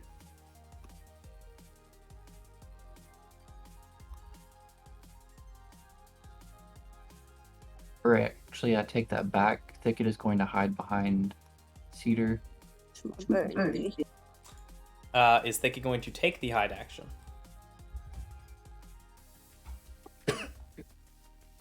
Yes. Yeah, I'd say you're small enough. Go ahead and make the stealth check.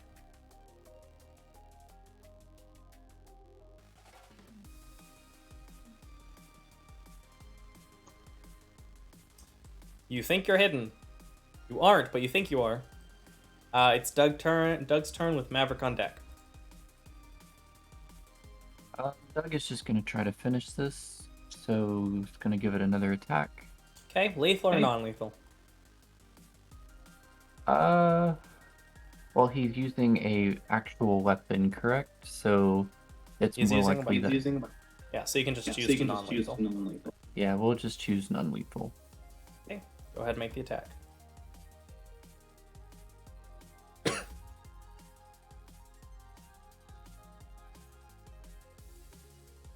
With advantage.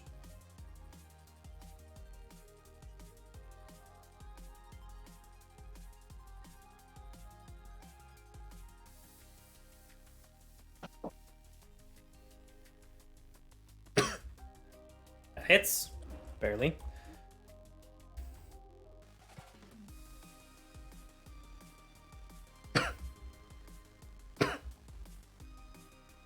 He is unconscious. Because he did it non-lethally, he is just unconscious and not dead. Alright, that is your action. Bonus action movement. Yeah, I will... As you swing to the side with this last move, as he tries to swing towards Cedar, you just step forward and take the handle of Shattered Memory and just bonk him on the back of the head, bypassing what little bit of his aura was left as he slumps forward and falls to the ground unconscious. So yeah, my bonus action, I'm going to use Second Wind.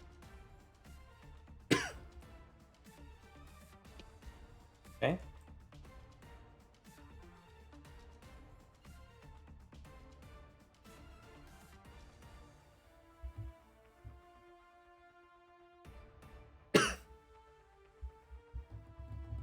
You heal. Nice, 13 hit points. Which did not apply to you for some reason. I'll go ahead and... That just brings you back to max. Nice job. You take a deep breath and fully rejuvenate yourself. And then I will move up 30 feet. Okay. As you move, it is the archer's turn. They are going to take careful aim using their second use of this ability. So they're probably not going to get a third. Take careful aim at Cedar.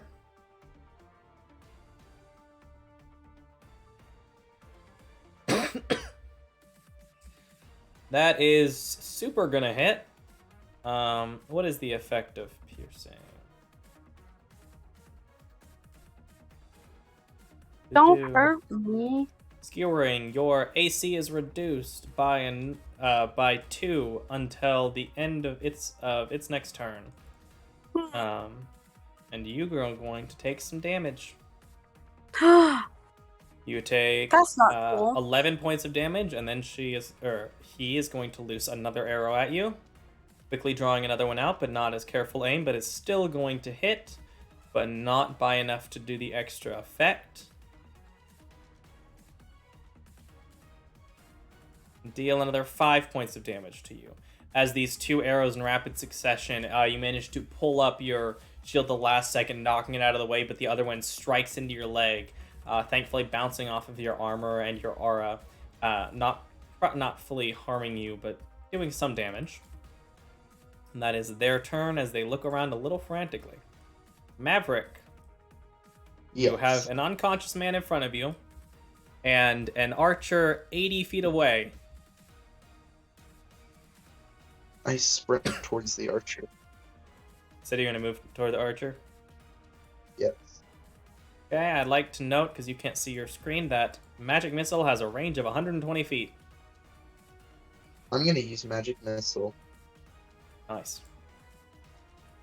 Correct me if my description is not exactly how you wanted it, but this is how I described it last time. As Maverick pulls up his armor and these 3 glowing beads of energy dislodge from his gauntlet and fly toward the archer. I like that. And they're going to strike into their aura without any resistance, dealing, oh dang, 2 maxes and a 2. Alright, so you dealt a total of 13 damage with that as these 3 bolts strike into them. Their aura has not flickered or anything. They're still going, but they are taking damage. Garand. Holy sheboygan, we've dealt 31 damage to him. Yeah. This guy has a lot of damage. He rolled high. He rolled high on his hit points. Alright, well, I'm moving up, and I'm gonna blast him. Getting up close and personal before you blast him.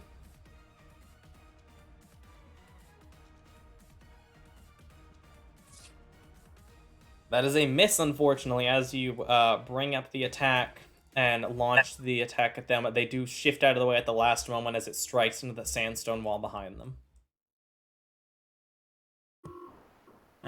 Everybody looks moderately okay right now. Cedar's a Or little no, bit wait, hurt. Cedar took some damage. I'll heal Cedar then with healing word.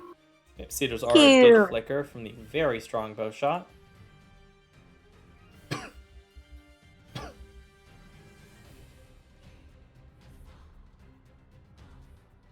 Nice. And turn? I'm done. Well, Cedar, it's your turn. Okay. Spiritual weapon has 4 rounds left. Okay. You could have used your bonus action last turn to have moved it 30 feet, and you could do it again this round if you don't use your bonus for anything. So we'll go ahead and move it. So you could get it all the way up to here with you effectively. But next round would be when you could actually bring it up and attack them with it. But you could move this round. How far away are they? From you? 30 Yeah. feet exactly. 30 feet.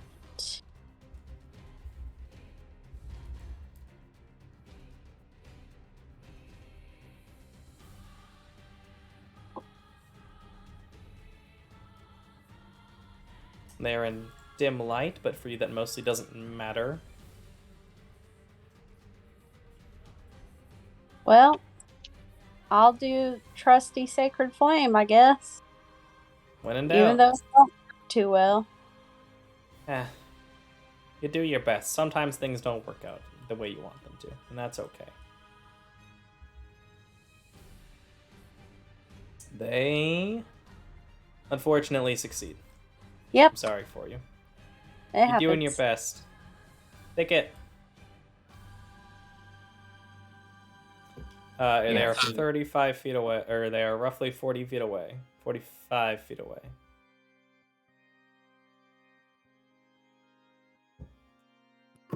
Did Thicket move last turn? Thicket did move last turn. However, Okay. Thicket did have a round where they did not move, I believe, against the guy with the axe. Or did Thicket move every round so far? So Thicket's moved. Thicket moved every round so far? Yeah, because Thicket was in the back at the beginning. Okay. In that case, they are currently about 40 feet away, roughly.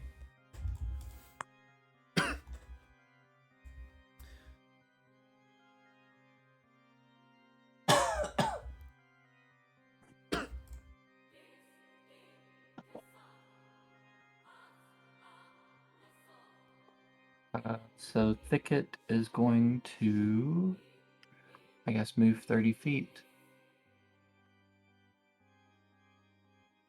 Or actually just hide behind Garon. Good, you could just hide behind Gravon.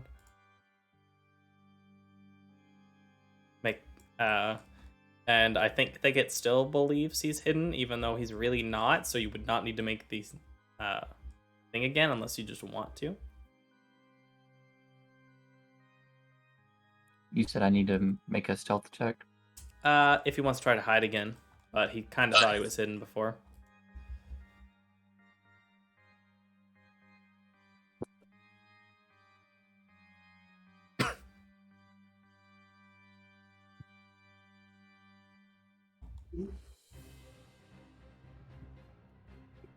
I think I'll make another 10 good berries. Using the action, you're going to make another 10. Okay. Grand, you still have 5, by the way, that you can eat as an action.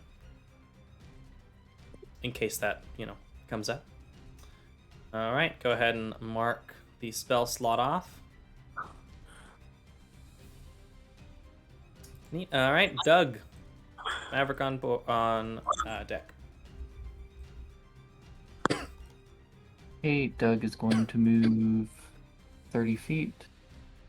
Poor Archer just standing at the end of the hallway as these people knock out the other person that they were with and then keep just all of them closing in.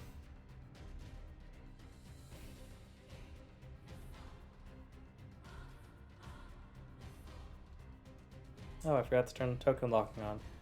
It's fine, I'm sure that was 30 feet. Yeah, I was about to say, I think that was 30. I'm not 100. Yeah, it's fine. And then I'm going to manifest an echo 15 feet from me. Straight. And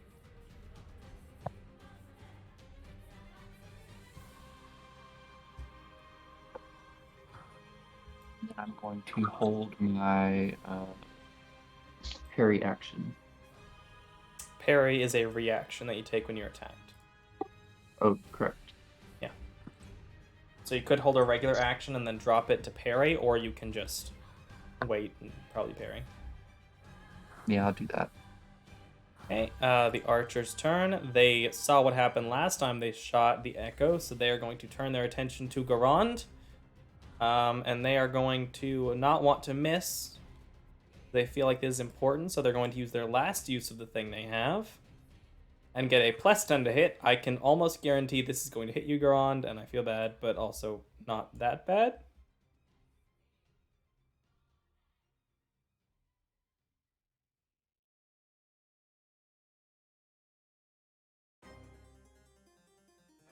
If I can get it to...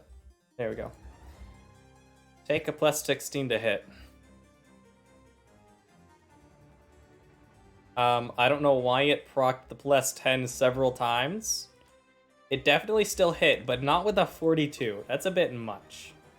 This archer is a god. Yeah, that would be a bit heavy, I think. It still will reduce your AC by 2 until its next turn because it did roll high enough. It deals 5 damage, and your AC is now 11. It's going to attack you again with its second longbow attack, and that is also going to hit and is not going to reduce your AC any further because that's not how that works. I think it dealt damage to itself on accident.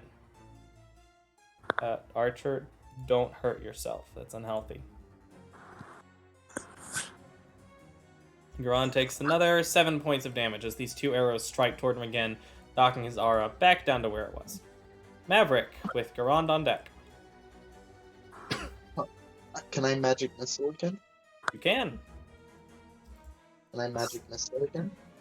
You can, and you will. Alright, that's your second first level spell slot. And more damage. Take this, Archer. Dealing a total of 10 points of damage as 3 more of these missiles strike into them. Garand. I could use a bit of healing, please.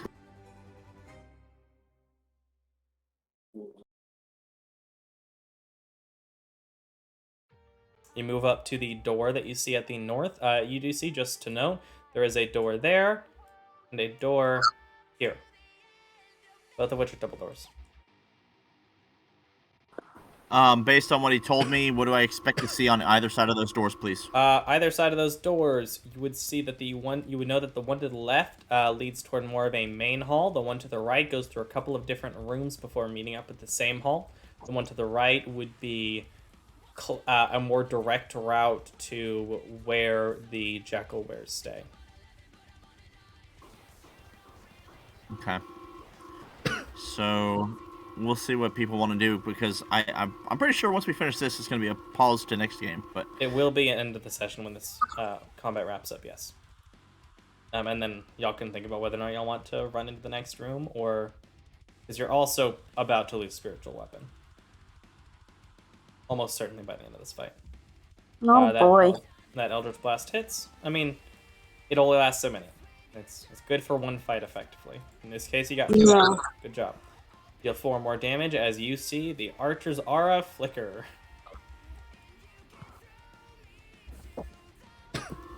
good gravy, that's a lot of health. Yeah, they rolled really high. Cedar, it's your turn with Thicket on deck.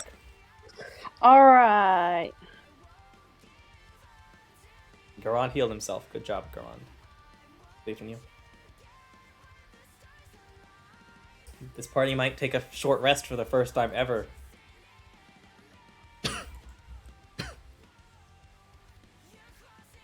Can I take my spiritual weapon to the archer? You can. You can move within range and make the attack. Can I whack him? You can bonk him. I want to bonk. Bonk him with the pretty rose magic mace you got. Okay, give me just a second here. Okay. 1. You ready? No. Oh. Gave you a second. You did. We need 2 of them? Do I do attack? Yes, you would attack first and then damage. If it hits. No. Unfortunately, it misses as it swings by. The archer ducks out of the way, and the spiritual mace slams into the wall, cracking part of the sandstone. You have an action, which, you know, if you want to use it to cast Sacred Flame, it might work this time. Maybe. It's worth trying, isn't it? It is worth trying. I will admit. All I got. They do have a pretty good dex bonus, and they rolled a 19. They succeed. I feel so bad for Cedar this fight. Nothing is working for you. Nope, not a thing. All right, Thicket, it is your turn. Doug is on deck. Okay, Thicket's just going to run the 30 feet, or 25 feet rather. Step in front of Gurund. And claw. Rawr.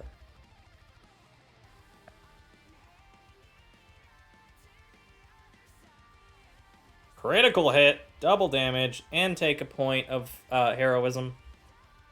Hero point-ism. Heroics. There's nothing you need to do for the critical. It already rolled. Yeet! 16 damage. Nice. As after the archer dodges out of the way of the mace, Thicket runs up and slashes, and the archer's barely able to pull out of the way as the claws rake and actually pierce through the aura moment, almost cutting into the archer's face. Whoa. Okay, Thicket. Got them claws. Doug.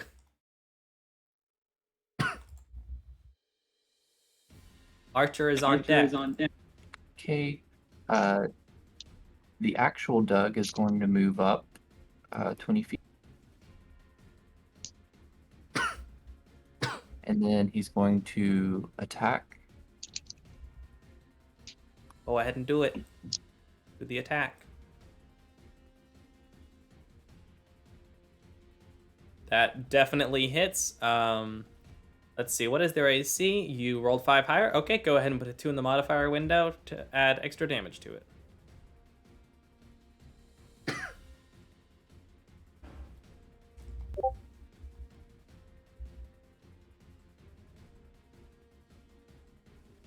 9 damage. All right, as you stab the sword forward, and as it cuts through, the archer actually pulls the bow toward you, trying to effectively block it, and you cut through the handle of the bow, snapping it in half with the sword.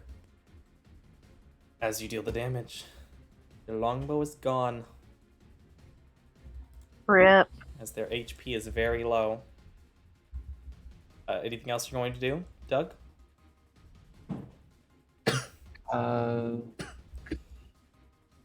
No, I think that's it. Well, I will move the echo a little closer to the door just in case. Oakley dokley.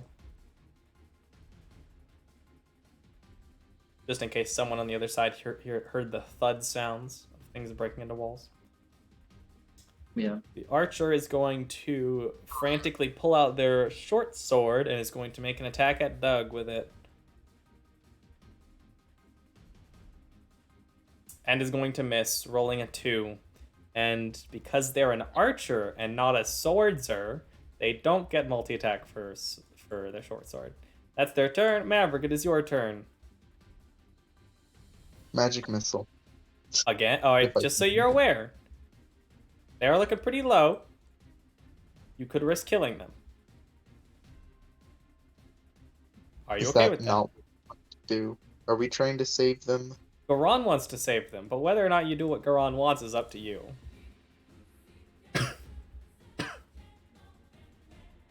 Fine. Can I move up and punch them in the face with my thunder gauntlets? You can. They are currently 45 feet away, so it would take a dash action to get close to them. But next turn, if they're still awake, you can punch them. Or if they're not awake, you can punch them. Say that again? Or if they're not awake, you can still punch them. It's none of my business. Yeah, I'm gonna move. I guess I'll dash. Alright, you move up toward them, as they are now surrounded by people. Garand. Alright, when you do two-weapon fighting with daggers, can you throw them? Yeah. Okay. 100%. Then yeah, I'm gonna throw my daggers at yonder foe. Okay. Thrown daggers. Doodly doot. I assume non-lethally. Yeah, I'm gonna do the piercing damage. Nice. Go and make the attack.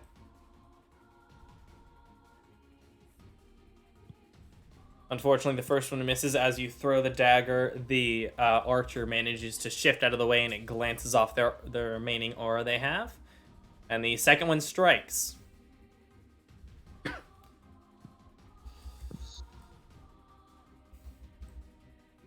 You deal 4 damage as the strike cuts in and actually sticks in part of their arm and shoulder for a second, and they gasp in pain before pulling it out and throwing it to the side. It's not what you're supposed to do if you get stabbed, but that's not the point. He doesn't know that. Remind me to get those later. Does anybody else look like they need healing? You're the worst, right? Well, you and Cedar are both a little hurt. All right, I'm fine with that then. That's good. Yeah, you're both light in terms of wounds. Also, throwing the offhanded other weapon means True, I didn't have take a your bonus action. action. I wasted Sidar. time. I apologize. It's fine. Cedar, I believe in you. Okay. I believe in you with all the belief. I don't think that's a wise idea. You know, I don't care. I'm doing it anyway. Okay. It hits! Yeah. Roll damage! Knock him out!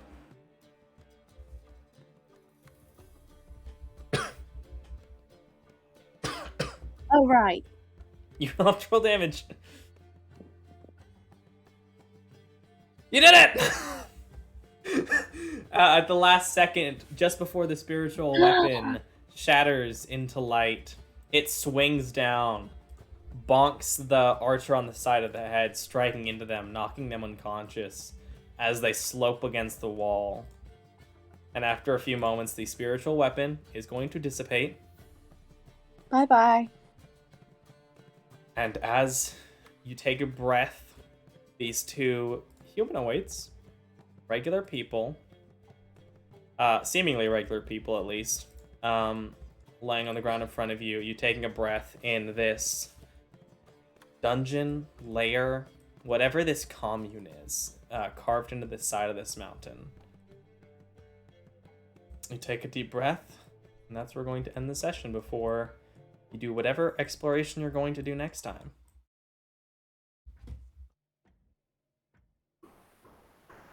Nice job, y'all. Well done. Not only did I stay awake the whole time, Proud of you. but Impressive. also I hit the final blow. You did. I felt so bad with how you were constantly missing. Just missing almost every single attack. Like, y'all rushed to the next fight so that you could use it. And I think it only hit once. Yeah. But it's okay. It's alright. You did great. Nice job, everyone. Good times. Good times. Welcome to We're still the alive. dungeon I was working on for 3 weeks. So if those are the what was it? Hold on. If those are 2 of the 12 slaves, the slaves are much more dangerous than the jackal wares. Those 2 are. Whether or not the others are remains to be seen, but at least those 2 slaves are significantly more dangerous than the jackal wares. It's true. And there are 14 total slaves that I mentioned. Well, you said 14 jackal wares, 12 slaves, and then I think there was a total of 16 jackal wares because in the first fight, one of those 2 was unidentified 16. So yeah, so let me do my math again. So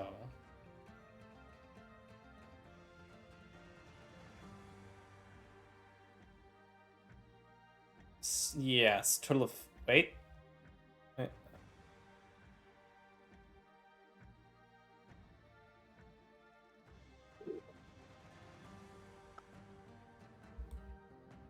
Yes, 16 jackal wares. Not including the guys that y'all had out there. 16 more is what they would have told you. So a total of 18. But I don't want to hold y'all up too long, at least Ethan in particular, since I know he is running on data right now. So have a great night, Ethan. Thank you for joining in for the last little bit as you're able. Well done with the lots of little bolts of magic. Sorry you weren't able to thunder wave you through this, but you know, we would have had to stop mid-combat if you did that. Because things would have kept coming. Goodbye, you two. See you later. Night. Bye. Night, y'all.